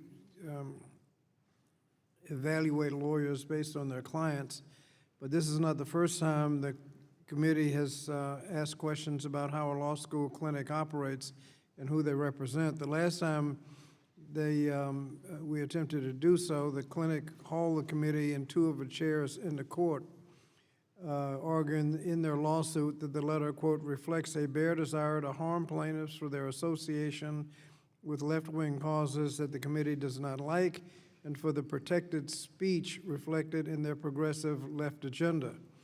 At a hearing, Matthew Berry, the House counsel representing the committee, said in regard to that legal clinic inquiry, quote, I want to be absolutely clear that the formal request has been withdrawn. It is not a cover for, and there's not going to be any informal behind-the-scenes request for the same documents. I find it troubling that what we promised not to do to one school in court, we've attempted to do in another school in an open hearing. I want to reiterate something fundamental. Institutions of higher education must be places where all students, faculty, regardless of background, can learn and teach free from discrimination, harassment, or violence. This is not a partisan issue, it's a moral imperative. But what we've seen from the Trump administration is not a good faith effort to uphold those values. Instead, we've seen a radical reinterpretation of our nation's civil rights laws, one that weakens protections for students while empowering political actors to meddle in academic spaces. They've shifted the standards schools must meet, stripped institutions of clear guidance, and in doing so, created an atmosphere of fear, confusion, and intimidation. If the administration was truly concerned with civil rights enforcement, they wouldn't have gutted the Office of Civil Rights, the very agency charged with investigating discrimination on campuses across the country. You can't claim to be a champion for civil rights while disarming the body meant to enforce them. Now, we need to be honest about what's happening. The Trump administration is destabilizing higher education itself, eroding trust, silencing dissent, and undermining universities' ability to promote diversity and critical inquiry, while at the same time sabotaging the Office of Civil Rights. Who suffers most from this strategy? It's the students, Jewish and non-Jewish, marginalized and unrepresented. They're the ones who will be, they're the ones left vulnerable and voiceless. Now, this should not be a partisan debate. It should be about ensuring that our schools are safe, inclusive, and intellectually vibrant. If we're serious about fighting anti-Semitism and all forms of hate, then we must be equally serious about defending institutions that educate the next generation and serious about increasing funding for the Office of Civil Rights at the Department of Education. Thank you, Mr. Chairman. I yield back. I thank the gentleman, and I thank the panel for being here today. It's been a long hearing, but I think it's an important hearing. I will stand by the contention that these hearings must continue. We need to continue to highlight bad actors in our higher education institutions. That's the reason we have an Education and Workforce Committee to deal with education. The philosophy of this administration, as well as mine, is that our responsibility at the federal level is to make sure that the local schools, K-12, are primarily manned, encouraged, directed, guided by, and cared for by the state and locals. But our institutions, especially those that receive federal dollars, we have an oversight responsibility. And in this light, with anti-Semitism that's going on, all under the hands, the most egregious in most recent history, took place with OCR. And Mr. Nomenchuk, I'm glad that you're here. I appreciated your responses. But I must state that some of the most egregious events occurred, encampments, violence, destruction of property, fear production in Jewish students' lives took place while OCR was allegedly at full strength. But I've seen that at the universities as well, encouraging that Georgetown disciplined Professor Brown. But this was long overdue. I'm disappointed that in what we've heard today, CUNY, as a chancellor, Mr. Rodriguez, you couldn't say CARE is anti-Semitic. Georgetown refuses to recognize anti-Semitism at its Qatar campus, at least unwilling to say that their responsibility is to make sure that the activities that go on at the campus, that the awards that are given to people who are anti-Semitic seems to continue. I'm concerned about that. Berkeley admits abhorrence of the views of the professor and rewarded with his own program, but won't do anything about it and refers to him as a fine scholar. That's something I could not refer to him when he misses a moral issue of humanity. Georgetown couldn't affirmatively say it wouldn't allow a member of the KKK to come speak. CUNY severely underrepresented the number of anti-Semitism complaints received. So those are concerns that we still have. I express appreciation for the statements that each of you have made about attempting to do better, to push back on anti-Semitism. I express appreciation sincerely for that. I hope that other institutions that watch this hearing are enlightened of the fact that that's expected of them as well. We also know that there are hundreds of higher ed institutions all across this country who have none of this anti-Semitism in a virulent nature evidenced on their campuses. They're still humans on the campuses, we get that. But we have to end this. And then I would also add that our concern is that as students leave these campuses with the experience of anti-Semitism, and faculty members that are indoctrinating them in that direction, that our K-12 students are in danger next. And that's what our states will have to face as they come to understand that this is something that can be experienced and accepted if we're not careful. So I say we ought to have these hearings. And we'll have plenty of other hearings as well on other issues and topics. But I would contend as well that anti-Semitism is also available to express anti-Americanism as well. We have a responsibility for that. So I thank you again for being here today. I would say for those that are watching, we expect you to step up to the plate and aggressively end any type of anti-Semitism, racism, we'll add that as well, Islamophobia, or anything else, to make sure that we have diverse campuses, but they promote education that refines, builds up, and is secure for all students on campus. I would like to thank our witnesses again, and I'd like to ask that they be allowed to leave before the rest of the audience because of some of the concerns, and I note that it was not the Jewish spokespersons disrupting this hearing today. And I think that can be noted all across. But we'd ask that the witnesses be allowed to leave first. Without objection, there being no further business, the committee stands adjourned.